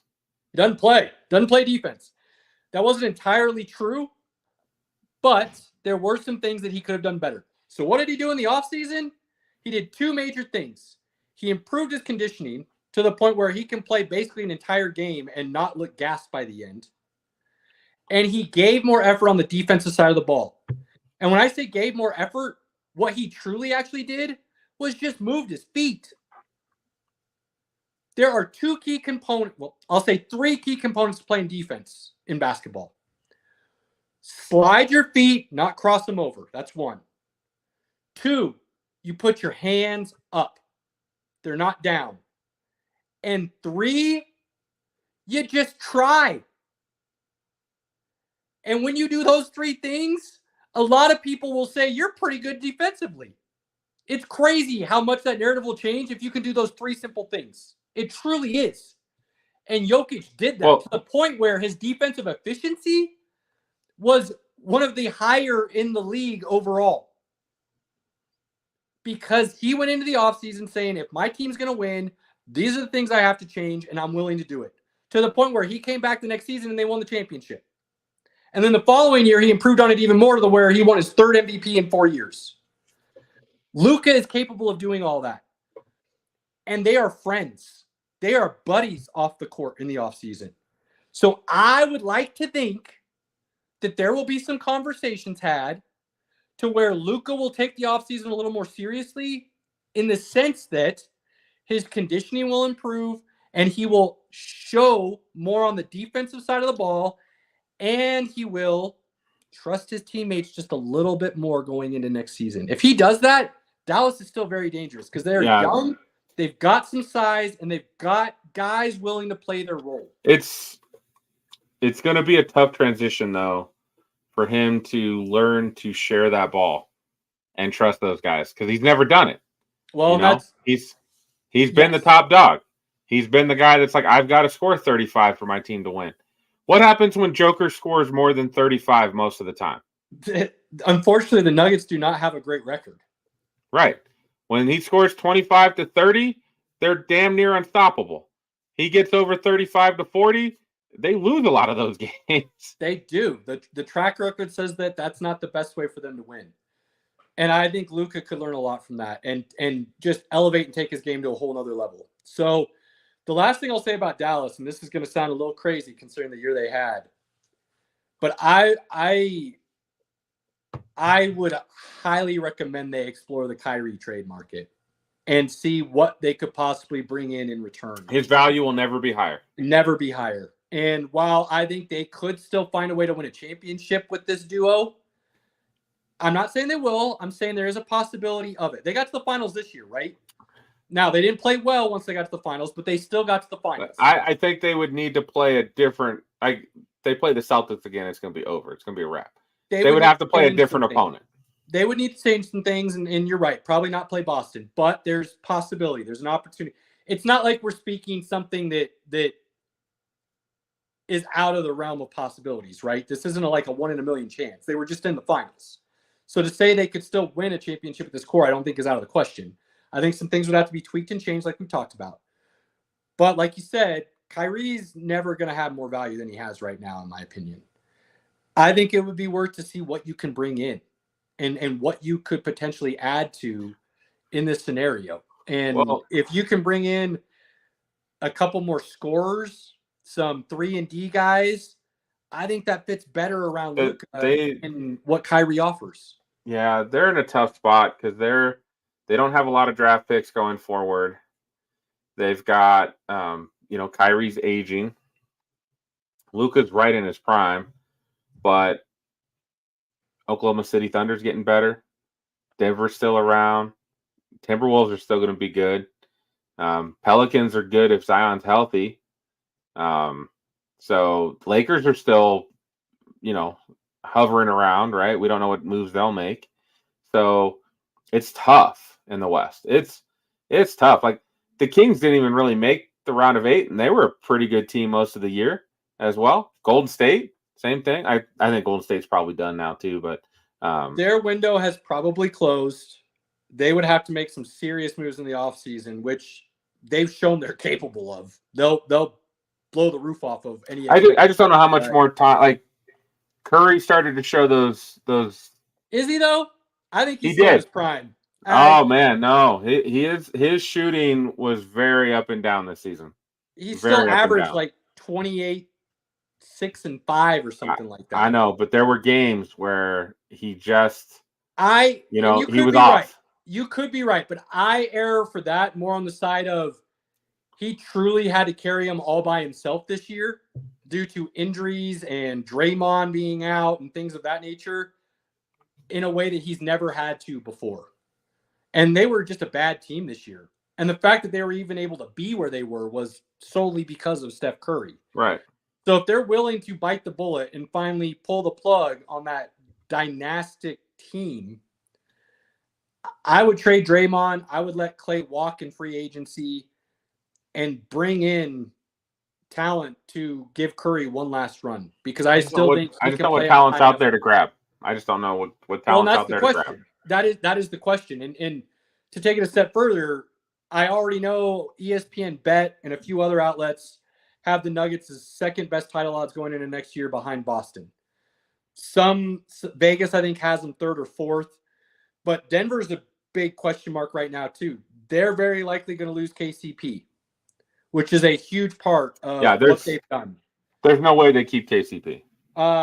There is. They just have to dip into the luxury tax. Are the Cronkies really going to back up what they said and they're willing to dip into that second tier? They're in the second tier regardless if they pay him or not. I know. There's issues there. Calvin Booth, we all know how I feel about that dude. He is a fool in a position of power, unfortunately. They're gonna have to find ring chasers versus keeping KCP. Like, it'll just not gonna happen. Denver's got to do a lot of things. Losing KCP won't be as huge as people think it is, because I do believe guys like Braun and Peyton Watson, if their development is such that they're moving in the right direction, like some people believe, they can fill that role a little bit. The problem is they lost Bruce Brown last year, who was a big part of their bench in the run. If you lose KCP this year, I don't quite think they have the pieces to fill those in yet, regardless of how I feel about Brown and Watson. There's a thought that the Raptors might dump Brown, so we might be able to have an option to get him back. There is, and that wouldn't be bad, but it doesn't make up for that. You still got to fill two holes still. You didn't fill the Brown hole last year because Booth thought he was a genius and went all rookies basically with the bench, which was not even going to go into that again. If you lose KCP too, you have to fill two holes, and you don't have the pieces to fill them right now. You have to go out and get them. I don't have faith that the Nuggets will do that. And if they don't, you have to have an MPJ playing at his best level ever, which he's been inconsistent, unfortunately, but he has shown growth, but he's been inconsistent. You have to have Jamal Murray healthy for a full season, playing at his highest level, which unfortunately, since his injury, he has not shown he can do. Yeah, if he had been healthy all season, we probably get the 1 seed, and then we're not having this conversation. But so there's a lot of things that have to go right for the Nuggets too. But that's true. We talked about it with Milwaukee, with Philadelphia, the LA Clippers, who I said were probably the second best team in the West if they were healthy. They're probably losing Paul George. Who knows what they're going to do with Kawhi Leonard? This NBA offseason, we'll talk about it. Does anybody even want Kawhi Leonard? I don't know. As little basketball as that guy plays, like, it's tough. He played the most games in the regular season he did this year, only to not be healthy to play in the playoffs, which is, I feel bad for the dude. I do, because some guys choose not to play, and it's just their nature of not being that competitive. I believe Kawhi Leonard is insanely competitive, but his body has just failed him for one reason or another. And that's been true of a lot of great athletes over the years. The biggest example of that would be Bo Jackson. Might be the most talented athlete we've ever seen, but his body failed him. And there was nothing he could do about that, period. So when that happens to an athlete, you can't blame the athlete. So I will never blame Kawhi Leonard. I will blame the organization for putting themselves in a position where they are, but I will not blame the player. Unlike Stephen A. Smith, who continuously bashes Kawhi Leonard. I mean, I just think the Clippers owner went all in It just didn't work out. It did. That's very true. So this NBA offseason is going to be one of the most interesting that I can remember because of all the question marks up in the air for a lot of teams, all the teams that kind of need to fill a hole in one way or another, and the fact that this NBA new luxury tax and second level and all of that is going into effect to where we're never going to see the big three again. It will never happen because it would be such poor business practice for your franchise to do that even going all in to win once, while I'm a big proponent of that, and I've been very vocal about it for many a time, so it's such that it would put you in a position where you may never recover. Well, what you have to do if you do that, if you go all in, then you got to blow it up immediately to get back to again. And what sucks though is, and again, like this NBA draft, I think there's decent players, but there's nobody in this draft that's going to like help build your team. And that happens occasionally. It happens in the NFL. Usually in the NFL, it's like you may not have the superstars, but there's still enough depth and talent throughout the draft to still help you. But in the NBA, there's 2 rounds. There's 32 picks. There's 64 total. And there's really, again, only a handful sometimes of players that are truly impactful. Absolutely. And to take it a step further, not just the player and how impactful they can be, but where they go, and we've talked about this many a time, can drastically alter the course of their future. Think about Steph Curry as a perfect example. The teams that passed up on him during his draft and players that went ahead of him, had he gone anywhere but Golden State, and then the way the pieces fell for Golden State the following years for Draymond and Clay and to build that, is Steph the player he is today if he had gone to, say, New York or Minnesota instead of Golden State? Hell no. I highly doubt it, right? So that's a big factor as well in where they go and the time they're given to develop and things of that nature. We've talked about that in the NFL a lot. Like your coaching, the scheme you get put in, making sure you're in the right situation. Brady and Mahomes, perfect examples. If they go to different teams, different coaches, different schemes, are they the great players that we know they are today? I don't think so. No. Are they still good players? Maybe. But are they like all-time greats? I don't think they are. What happens to Ryan Leaf if he goes somewhere where there's more structure and people around that can build him? If he had gone and got to sit behind a guy for like 2 years, that probably would have helped him a lot. Does that change things? Probably. There were people saying talent-wise, just pure physical talent, he was a better prospect than Peyton Manning. And that wasn't crazy to say. But it takes away all the other factors that go into being a great player. I believe it was Hunter S. Thompson, the writer, had told Bill Polian, not Bill Polian, Irsay, to draft Ryan Leaf over Peyton Manning. Whoa. It's wild. And again, a lot of people said Ryan Leaf was the more physically gifted quarterback, which is absolutely true. Sure. When you talk about height, weight, arm strength, all of that, that's absolutely true. It doesn't measure your mind, though. And Peyton Manning's got a supercomputer. So it was like it was a whole different level. Yep. Absolutely. So that goes to the NBA as well. Like if you don't go to the right team, the right scheme, you don't have that 2 to 3 years to really round out your game, you may not reach the level that you could make. Agreed. Now, Nuggets fans, I'll throw this out there because look, we don't hide our fandom from anybody. So I'm speaking to this as truly Nuggets fans, and it probably will not happen.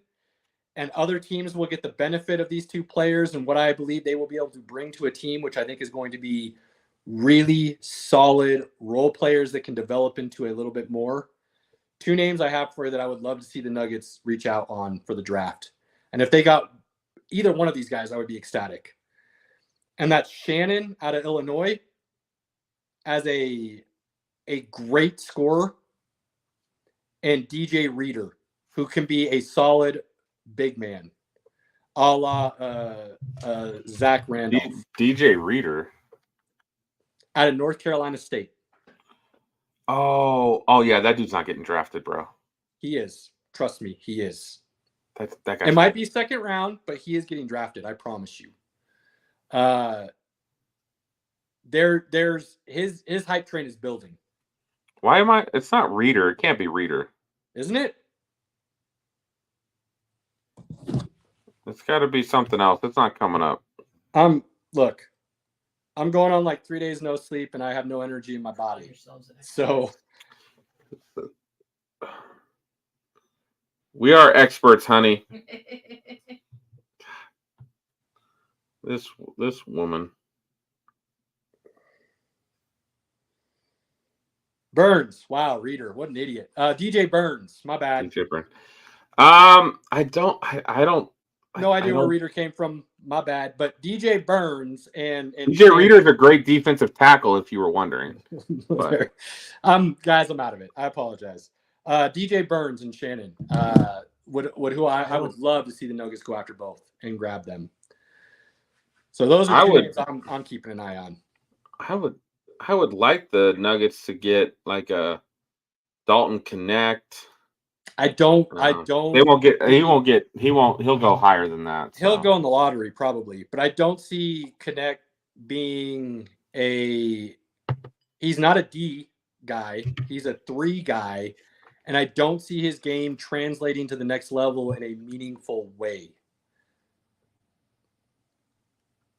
And we shall see. We shall see.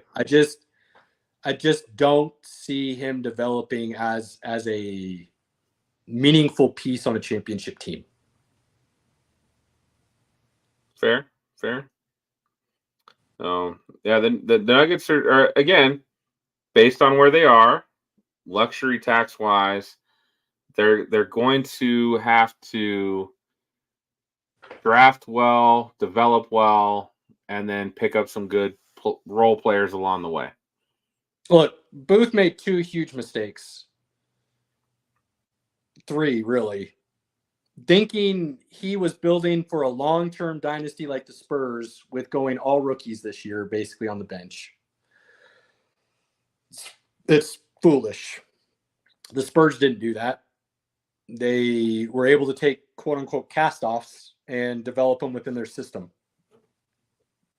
He decided Reggie Jackson was going to be the backup point guard, which regular season, anything can look good.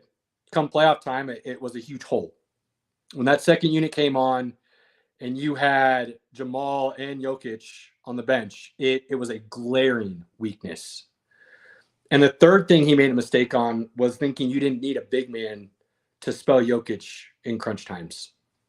When he needed a break and you had nobody else to bring off the bench. They thought Kankar was going to be that guy, and he was hurt with the ACL all year. That was never – I could have told you that was never going to be an option. We'll see what happens.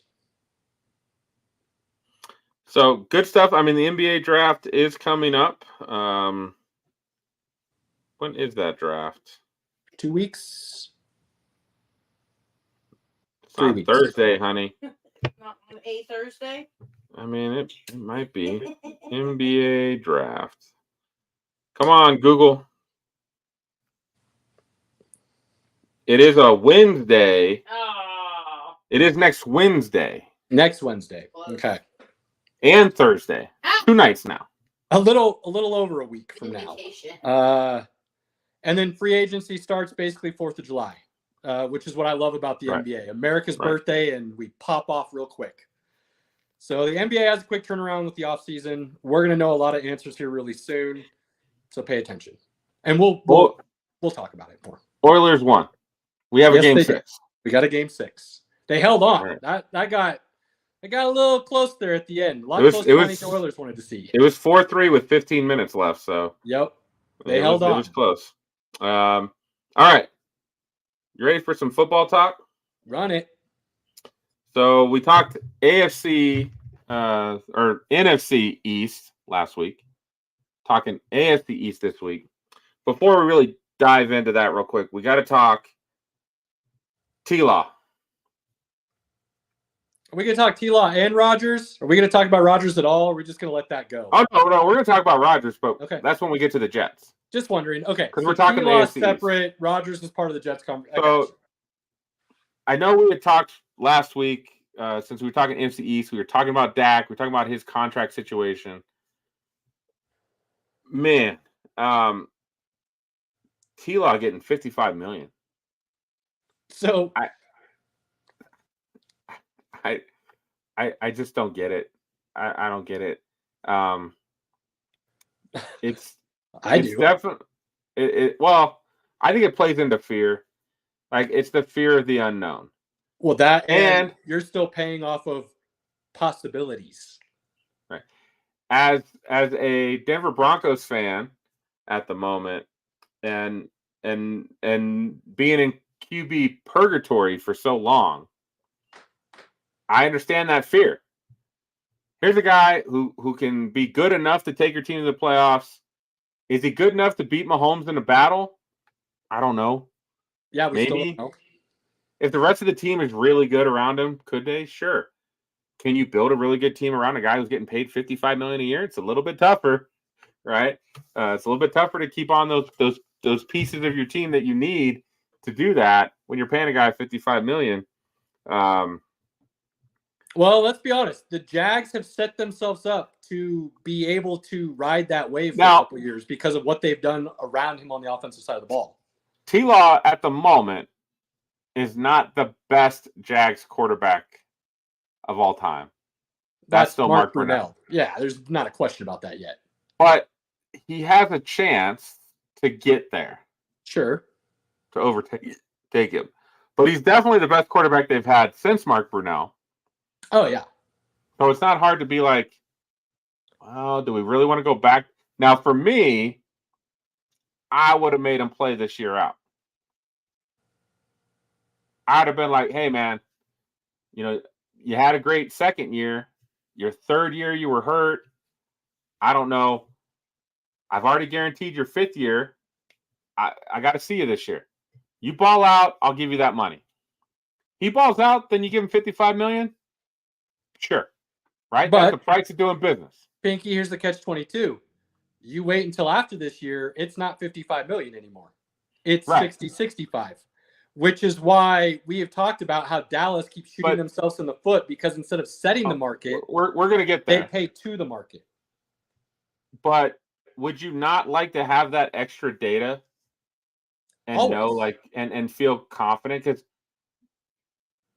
I've watched Trevor Lawrence for a couple years now.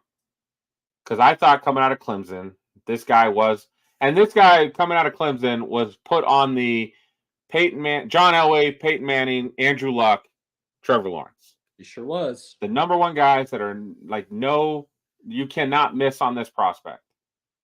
I haven't seen that from him. I just haven't. Close. Nowhere close. First year, Urban Meyer, that was a disaster. Throw away that whole year. Just throw it away. We'll give you a pass. Second year, they put some pieces around you. You made the playoffs, and you beat a Charger team, the Chargers. So we'll give you that. Third year, you're 8-3, and then the wheels fall off. And to me, I know he was banged up a little bit, but I just felt like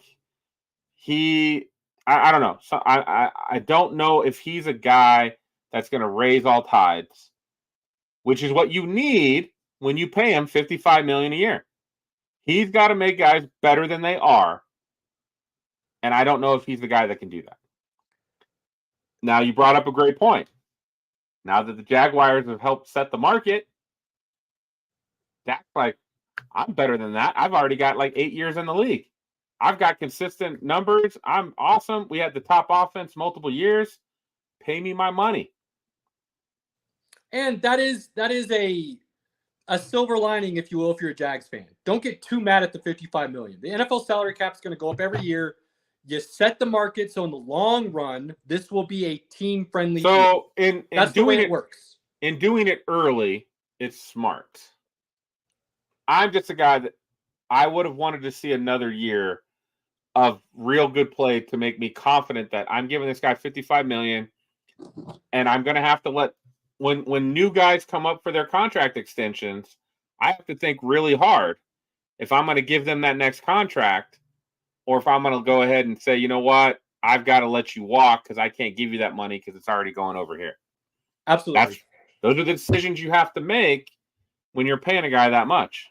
Now, Pinky, I'm going to say something. I want to preface this with I'm not trying to bring up old wounds. I'm not trying to have an argument about his potential or what he's capable of.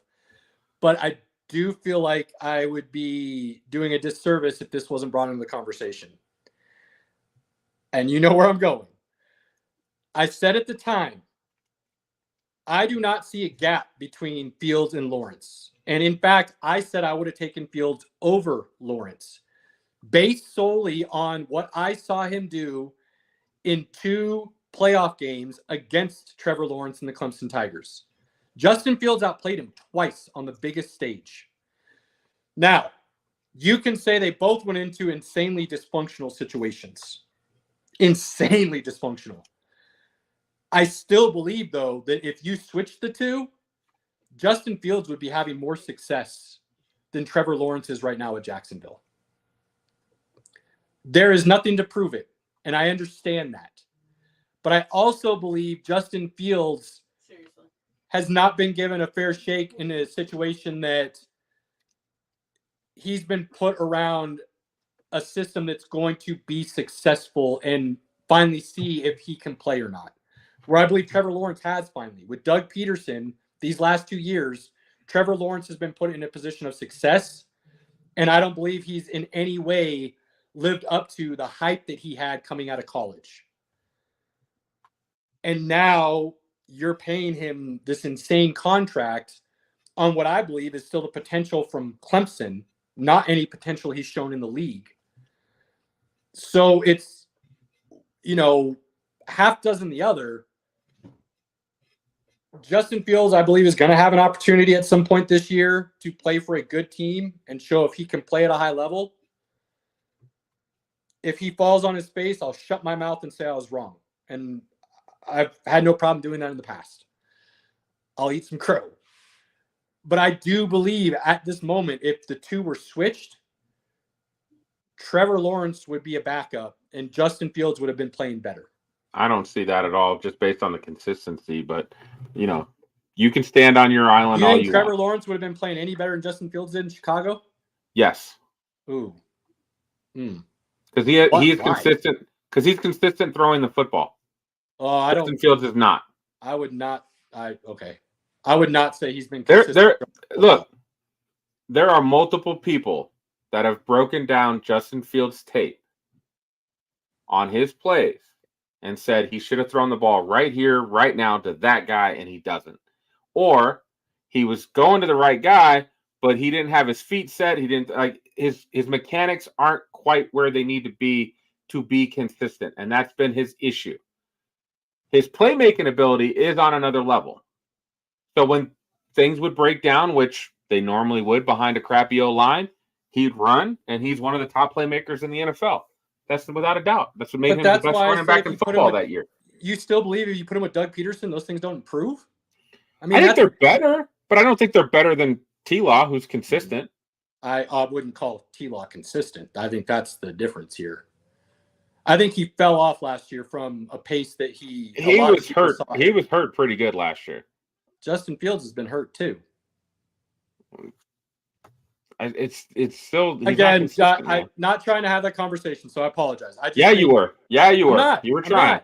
I'm not. I do believe that. Look, if Justin Fields can be more consistent, he can be the superstar you want him to be. That's a fact. But he has to get more consistent, and he hasn't to this point. We'll see what he does in Pittsburgh. I think you put any quarterback in that situation, and they would have failed. I don't see any quarterback being successful in the situation Justin Fields went through. We'll see. And again, it all goes back Trevor to Lawrence was in that situation year one with Urban Meyer. Urban Meyer's situation that year how was terrible was bad. he? I mean, how terrible was he? He still had quite a few moments throwing the football that you went, okay, there's something there. But not enough to win games because they still got the number 1 pick the next year. But then they went to the playoffs and won a game. So again, you know, he's more consistent throwing the football. He still has his issues. And again, I would have made Trevor Lawrence play another year. I'm not giving you $55 million right now. I'll give you Daniel Jones $40 million if you want money right now. Jesus, even that was that questionable decision. But if you want money today in your pocket, I will give you that contract, or I'll give you 45. No problem. I'm not giving you 55. I need 1 more year. Yeah. And again, that'd be on me. If I'm betting on you and you show out, then I'll give you $60 million because the market went up. Yep. Really, really hurts the Cowboys and their Dak negotiations. There's no way Dak's taking less than 55. If he's taking 55, I have a hard time believing they can pay Micah 35 because he's going to want more than Jefferson. And then they got to pay CeeDee Lamb, and CeeDee Lamb's going to want 35. You're talking over $130 million of a $270 million salary cap. Yeah, I don't. So at this point, I think Micah and CeeDee Lamb are getting money, and Dak's going to walk. Oh man, the Cowboys are going to be forced to let Dak walk. Oh boy, that's going to create some interesting situations. I think Jerry Jones is ready. Like, you've had 8 years, you haven't got us over the hump. You haven't got us to an NFC Championship game. I think he's like, you know, you've reached the point of what you could do for us. If I pay you $60 million, I can't pay everybody else. Man, the only way I see them doing that is if they truly believe Trey Lance can play. Trey Lance isn't that guy. But San Francisco would have kept him if he didn't get hurt. He would have played that full season. Oh, he would have played that full season if he didn't get hurt, without a doubt. Yeah, a lot of interesting questions there for sure. And then, not even including Dak, we still got Tua. Yeah, Matt. If I'm the Dolphins, I gotta let him walk. And I don't know if I'd say I'm a Tua guy. Well, they don't have to. They don't technically have to pay him yet. No, but you can't. I don't. Giving Tua 60 a year, I think. No, I mean, and this goes back to teams are going to have to tell agents, here's our number for this guy. That's it. The Giants had an opportunity to set a precedent last year and say, you're not terrible, but you're not good enough to lead us. But the Giants, the Giants, unfortunately. If Daniel Jones had walked, if they had let Daniel Jones walk and test the market, I don't think there's another team out there that would have paid him 40. I don't think there's another team out there that would have paid him 35. So he would have had to come back to the Giants. The Giants would have got him at a discount, and there would have been a precedent set that said, look, we know we're not a championship team right now, so we're not going to break the bank on you. And then the rest of the NFL would have followed, because that's what the NFL does. It's a copycat league like none other. And if one team does it, another team's going to follow suit. And Tua probably would have been the next dude. I guarantee you all 32 owners are going to have to get together, which is collusion, which they're not allowed to do, antitrust laws. They're going to have to get together and be like, hey, when you have a quarterback that's not quite that guy, you can't pay him top dollar. I don't see, in that situation, I don't think it'd be collusion. I think it'd be smart business, and everybody would just see it as such. I can't. I've said I think Tua is better. They technically can't do that. That goes against antitrust laws. I don't think they have to, though. I think it would just be people using their own eyes saying, yeah, that dude, unless you have the perfect setup around him, is not all-time great. He's good, but he's not all-time great. And because of that, and with who's in the league right now, a la Mahomes, Allen, Rodgers is still there. Go through the list of quarterbacks. You are not in the top 10.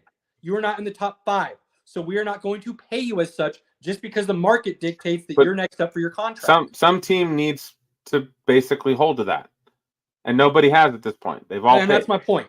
The Giants could have done that last year, and they chose not to for God knows what reason. Fear.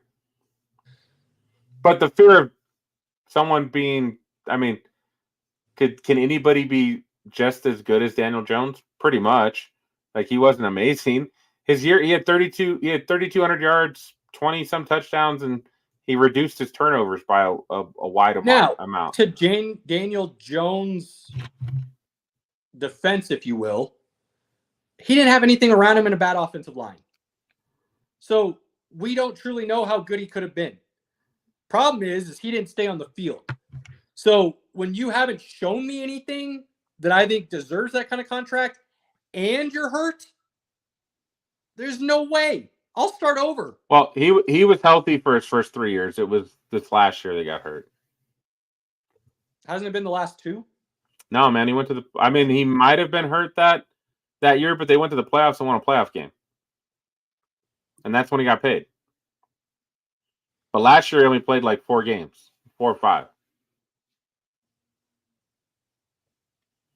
feel like he's been, let's see.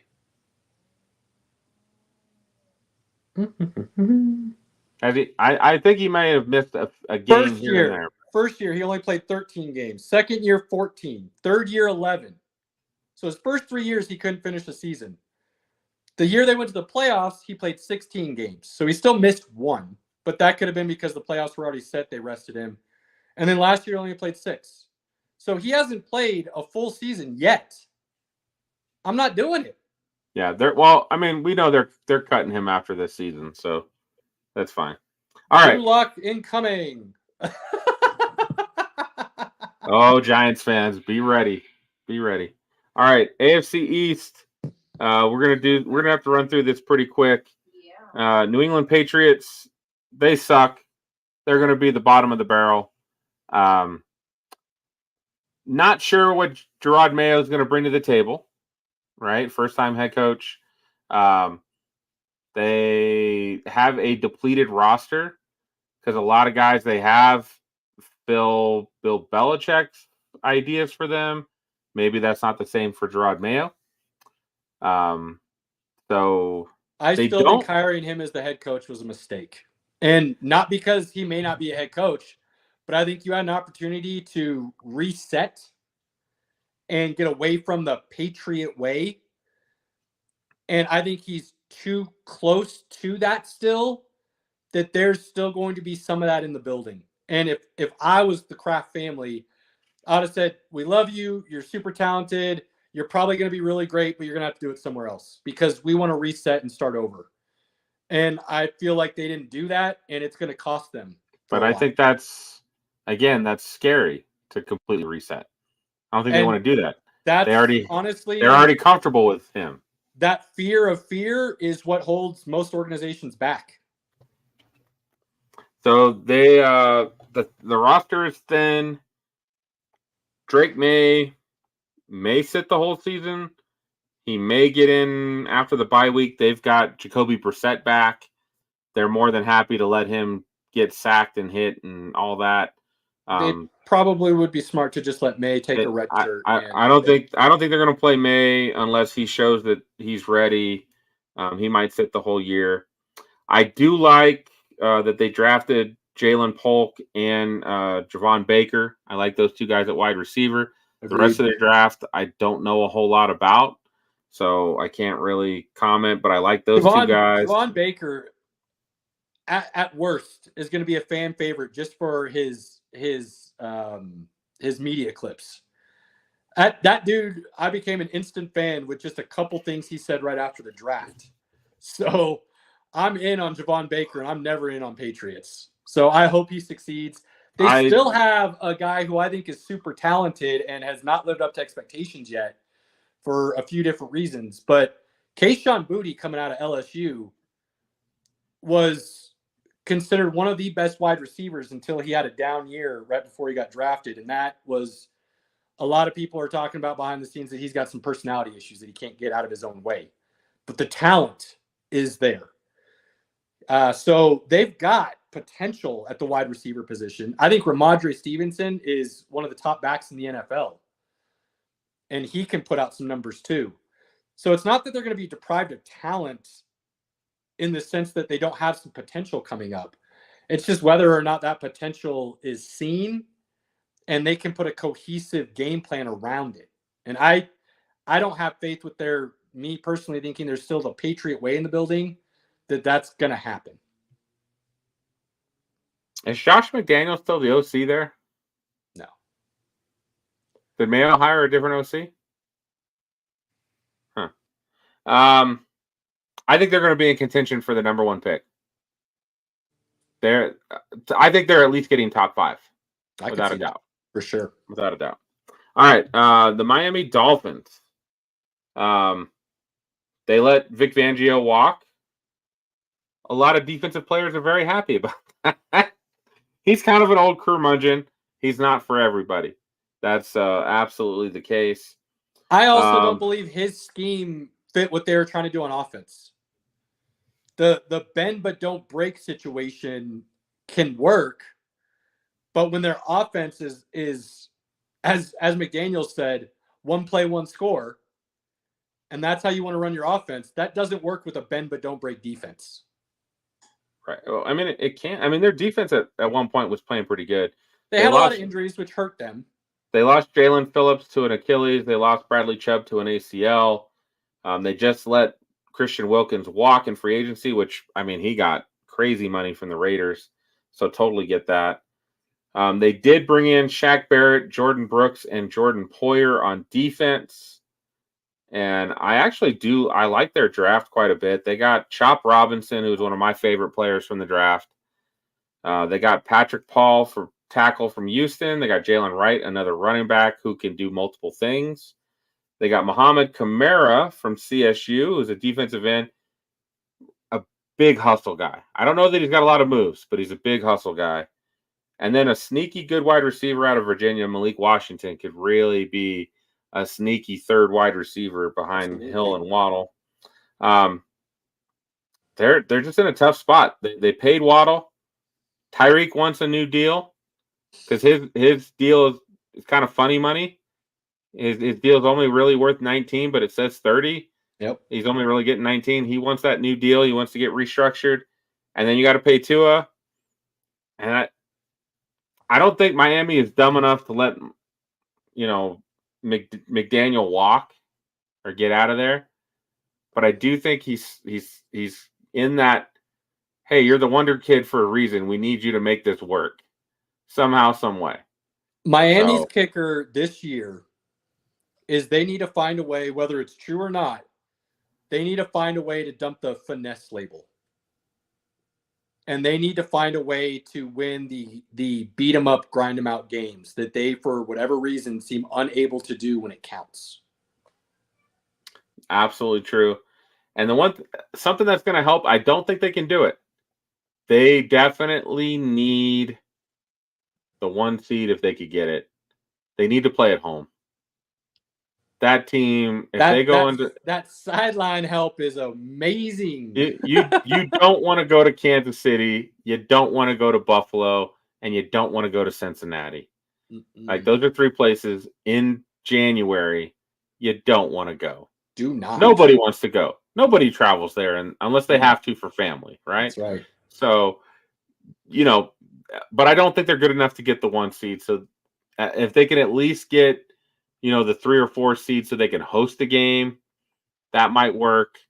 But they need that bad. Buffalo, it might be addition by subtraction, getting rid of Diggs. I think we saw it. Cheers. I think we saw it a lot last year where they started to, he stopped throwing to Diggs all the time, which I think, and again, I think Mahomes or Allen needs to learn from Mahomes. Mahomes became a better quarterback when he didn't have Tyreek Hill because he literally was just hitting the open guy. 7 yards, 15 yards, 7 yards, 50. Like, they just drove down the field. He wasn't hitting 40-yard bombs anymore. He was just taking the open play and moving on. And I think Allen would go a long way if he would learn that. And he might, when he doesn't have a guy who's literally like, get me the ball. Man, you didn't get me the ball today. Like, I'm trying to win football games. I don't really care if you get 10 targets. I want to win football games. So that might help. I think, and I feel like the general narrative in the national media is that Buffalo's offense is going to take a step back. And I actually believe they're going to take a step forward. I think Dalton Kincaid, people are forgetting how good he is, and he's only going to get better. And a quarterback's best friend is the tight end. I mean, that's been proven over the years. I think Curtis Samuel, I do believe they're going to use him in a Debo Samuel type format, and I think he's very capable of such and being that X weapon. I love the Curtis Samuel addition. I think that's going to be scary good. I think they're going to run the ball a lot better this year as well. So while Josh Allen may not put up as high statistically wise numbers, I think overall that offense looks more potent and more dangerous personally. With Brady calling the plays and Allen, like Pinky just said, looking more to hit the open man rather than make that superhero play every time. I do like that they picked up Samuel, like you said. I do like that they drafted Keon Coleman. I think Coleman's pretty awesome. And I do like that they drafted the running back Ray Davis from Kentucky. He's a home run threat. I like that a lot. Hopefully, as a Von Miller fan, Von Miller did not look healthy last year. He definitely was a step slower than normal. Reports are that he looks healthy and he looks quick again. I want that. I want Von Miller to be successful. Von Miller's my guy. I root for that guy. I'm right there. I love that guy. He is the reason the Broncos have that Super Bowl for Peyton Manning, and he is also the reason Cam Newton is out of the league. I do think the Bills are going to be a wild card team. I do not think they win their division. As you can see, I place these teams how I feel like they're going to rank. I do say McDermott needs to get this team to a Super Bowl. That needs to happen. And I do think McDermott's a good coach, but I'm starting to feel like he's on the John Fox level. He's a good coach. He's going to make you steady. He's going to get you in the playoffs, but I don't know if he's good enough to win a Super Bowl. Look, right? I'll take it a step further. He has shown some flashes of a man who lost his job because of poor decisions out in LA with the Chargers. Right. And he made a couple decisions a couple years in a row against Kansas City that were questionable, that very well could have cost them games and chances at getting to the Super Bowl, to the point where, like you said, if he doesn't get them to the Super Bowl, do you look at it and say, thanks for all you've done. You've gotten us to this level, but we don't believe you can take us to that next level. And that's, again, that's that fear thing. Do you have the cojones to rip that Band-Aid off and try? And that's a really hard thing to do when you have a coach who's consistently got you in position to win. Right. And that's going to be a tough one. Now going to the team that I think we both agree, as long as Ron is healthy, they should win this division. I said they were winning it last year. Nothing's changed for me. The Jets defense arguably is the best in the league. Arguably the best in the league. Like they won football games last season because they had a really damn good defense, not because of Zach Wilson. They only won football games last year because of their defense. So if Aaron Rodgers is healthy, they win. Now, talk a little bit about Aaron Rodgers real quick. Why is the media, maybe it's because it's New York, making such a big deal about him missing mandatory minicamp when for at least the last 5 years he was in Green Bay, he didn't do anything at OTAs. I think he always went to mandatory minicamp, but he never went to OTAs. He's gone to every OTA practice. The OTA practices are almost the same as minicamp. They're almost the same thing, except for it's mandatory versus voluntary. So we didn't give him any credit for going to all the voluntary workouts, but he missed the mandatory, so now we're making it an issue. Preach, buddy. And I'm like, guys, it's Aaron fucking Rodgers. What does Aaron Rodgers always say? Relax. If he needs to go on an ayahuasca retreat to get his mind right, to make sure he can come ball out for you, I'm good with that. Now, the one thing I will say, if you've known about this for, I guess he planned this trip when he was rehabbing. If you've known about this for 5-6 months, couldn't you have moved your mandatory minicamp up a week? Is that, or can you do that in the NFL? Is it a set schedule? You don't have a choice? No, you can set your schedule however you want. You can set the mandatory minicamp up and have voluntary right after it if you want. So 2 things. One, Aaron Rodgers has never played by the media rules as a superstar. And let's be honest, arguably the most talented quarterback to ever play the game. That is not hyperbole. That is what a lot of people have said. The best arm talent to ever play the game. That's not me saying it. That's experts, quote unquote, within the game. So because he's never played by the media rules and he goes against the general rule of thumb, if you will, he's always been bashed in the media. And then you get fans who bandwagon off of that and create these narratives that are just not true. I've said it before. I'll continue to say it. I have never heard a teammate come out and blast Aaron Rodgers. I've just never heard it. I've heard a lot of teammates come to his defense. Now, there's been teammates who have talked Greg about Jennings is not a big fan of his, but I know Greg Jennings isn't, but Greg Jennings doesn't have a lot of room to talk because Aaron Rodgers made him. And after he left Aaron Rodgers, he didn't do a whole lot at the end of his career. So for whatever reason, Greg Jennings and him don't get along, so be it. But I never heard him blast Aaron Rodgers as being a bad teammate within the locker room. You know what I mean? He's got his own personal agenda with Aaron Rodgers for whatever reason. They didn't get along, and he wants to make that public, is what I feel. I could be wrong. But you want to say Greg Jennings has? Fine. Give me a couple more that would make the media narrative true. You understand what I'm saying? Like I don't feel like the one Greg Jennings thing is equal. He's a different dude, and he lives by his own rules. He's a weird guy, and some people don't like that. The second thing is the fact that, as you said, he's been a model citizen since he came to the Jets, being at every non-mandatory requirement to build that rapport with his teammates to the point where he's got teammates coming out saying, why are we making this a big deal? He was at the voluntary stuff. Who cares if he missed this mandatory? He's Aaron freaking Rodgers. Garrett Wilson has been one of the biggest proponents of that, right? If we lose games, it's not because Aaron Rodgers missed mandatory minicamp. So then I am now on the wagon of Robert Saleh, not a good coach.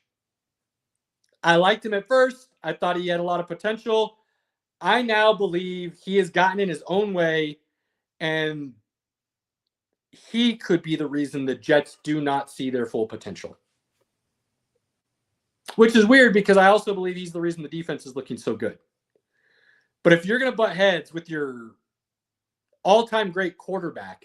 I mean, I don't think he's butting heads. Isn't he, though? Because he's the one that came out and basically said, like, he could have moved this all out and said, we've known about this for months. Well, not a big deal. Now, look, they could have fixed the issue. Like you said, they could have moved it. Okay, fine. I don't have a problem with him saying it's unexcused because it's for a trip that Aaron Rodgers deems important to him. That's fine. Any other player, he doesn't want to show special treatment to Aaron Rodgers. That's the whole thing. The players are showing special treatment. So why is the head coach? Would you not just come out and say, we've known about it, not a big deal, move on? Look, I Robert Saleh made it a agree deal. with that. I would say what I would have done is just gone back, and I always love this quote. I remember it's America's Game, 1998, Denver Broncos, Howard Griffith. He's talking about two-a-day practices and how much they suck. And he's like, yeah, John Elway came and worked out in the morning, and he had the afternoon off. No, we didn't get mad about it.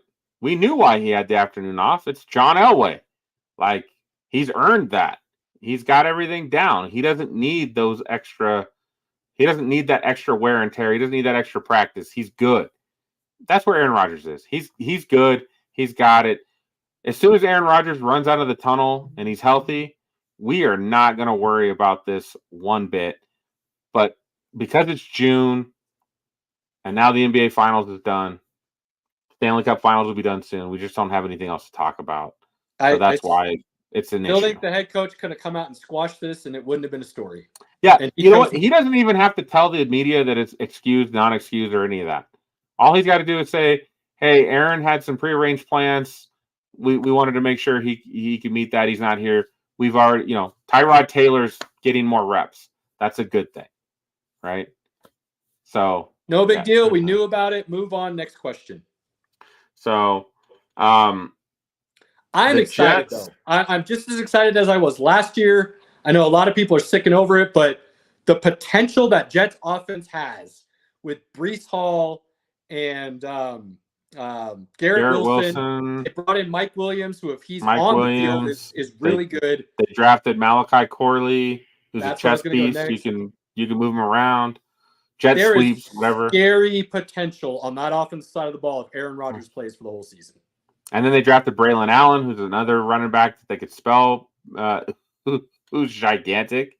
Derrick Henry incarnate, right? Like, right. That dude's massive. He's a little bit smaller, but very similar in size. Right. If the Jets don't win this division, if Aaron Rodgers gets hurt, they don't make the playoffs if Aaron Rodgers gets hurt. Well, if Aaron Rodgers is healthy, they win this division. They do. I like Tyrod Taylor as a backup. I think he's a solid QB. I think Tyrod Taylor could, if Aaron Rodgers gets them to, 7-4, 8-3, could Tyrod Taylor carry the load to get him in the playoffs? Yes. Yeah. Yep. We're on the same page. Is he going to beat the Chiefs or the Bills or the Bengals in the playoffs? I don't know about that, but would they get there? Yes. He's competent enough to get there. Yep. So, I'm all in on the Jets. I like Aaron Rodgers a lot. Watching him play football is just fun. You don't have, at the end of the day, if you don't agree with his political stances and just him as a person, that's fine. But you can't tell me when he's on the field playing football, it's not great to watch. Love him or hate him. I still marvel at Packers fans who's like, get rid of him. He hasn't won anything. Like, dude, let's be honest. Your head coach took an opportunity away from him to go win a game. When Matt LaFleur, what was it, fourth and 7 on like the 12-yard line, or fourth and goal from the 12-yard line or something like that. Again, and you decide to kick a field goal instead of trying to win the game. When there's 4 minutes left and you kick a field goal, you're not going to get the ball back most of the time. And you expect your defense, who hasn't played well all season, to go out and get the ball back for it. Like, there were so many things about that decision that didn't make sense. But again, I'm always going to be super aggressive when it comes to offense, rather than the quote unquote NFL standard of you do the. If I'm down 7, I'm going to go for 7. I'm not going for a field goal. So, that's just how it goes. So, high on the Jets.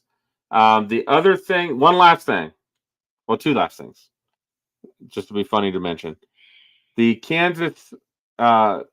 Kansas legislature approved the possibility of putting, basically moving the Royals and the Chiefs to Kansas versus Missouri. I love it. Kansas is better than Missouri anyway, so I like that a lot. I hate it because I'm tired of taxpayers paying for billionaire toys.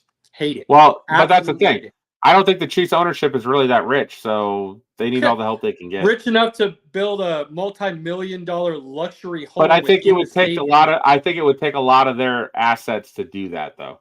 They're not. They're not on that level. You have the worst facilities in the NFL voted on by the players. Oh. Instead of putting it into your facilities, you build yourself a luxury mansion inside the stadium. I've made tons of Arrowhead fans mad, or Chiefs fans mad, that I'm like, the atmosphere in Arrowhead, awesome. The fans in Arrowhead, awesome. That stadium is a shithole. Like, it is bad. It may not be Oakland Raiders bad and Oakland bad, but it's bad. And again, it's 60 years old. Like, you'd expect that from a stadium that old. Why people want to hold on to it, like, I don't get it. But here's my thing. If you want taxpayers to pay for your toys, then the quote-unquote state of those taxpayers owns it until you pay it back. Like, that's how I truly feel. I could agree with I don't want to hear about how, these teams generate all this income and revenue and business for said city and stuff. Not on the level that's worth us having to pay and foot the bill for somebody else to own something. I don't agree with it. I never will. And I personally believe if you can't afford to build it yourself, then you shouldn't own the team. And I'm never going to move off that stance. I'm not. Well, we are getting to the point that more private equity groups, more rich owners need to own these teams versus the status quo as it's been lately. So, because again, owners have to make decisions on, do I have the money to do that or not? And a lot of them don't. Right? So, a lot of owners, the most valuable asset is the team. Yep. You can't say that about their asset. Yeah, it is their asset, right? And the Hunt family, that is their main asset. So I look at, and it's not football, it's basketball, but I look at what Steve Ballmer's done with the Clippers, and I might be wrong, but I'm pretty sure he foot the whole bill for his stadium. He didn't ask for taxpayer dollars. He did it all on his own. Now, he's one of the richest owners in all of sports, so he's able to do so. But that's what I feel should be the way, period. The way. This is the way. This is the way. And I don't even remember what my second point was, so we're going to wrap it up with that. That's okay. We're going to wrap it up with that. Again, we've gone more than 2 hours like normal. Final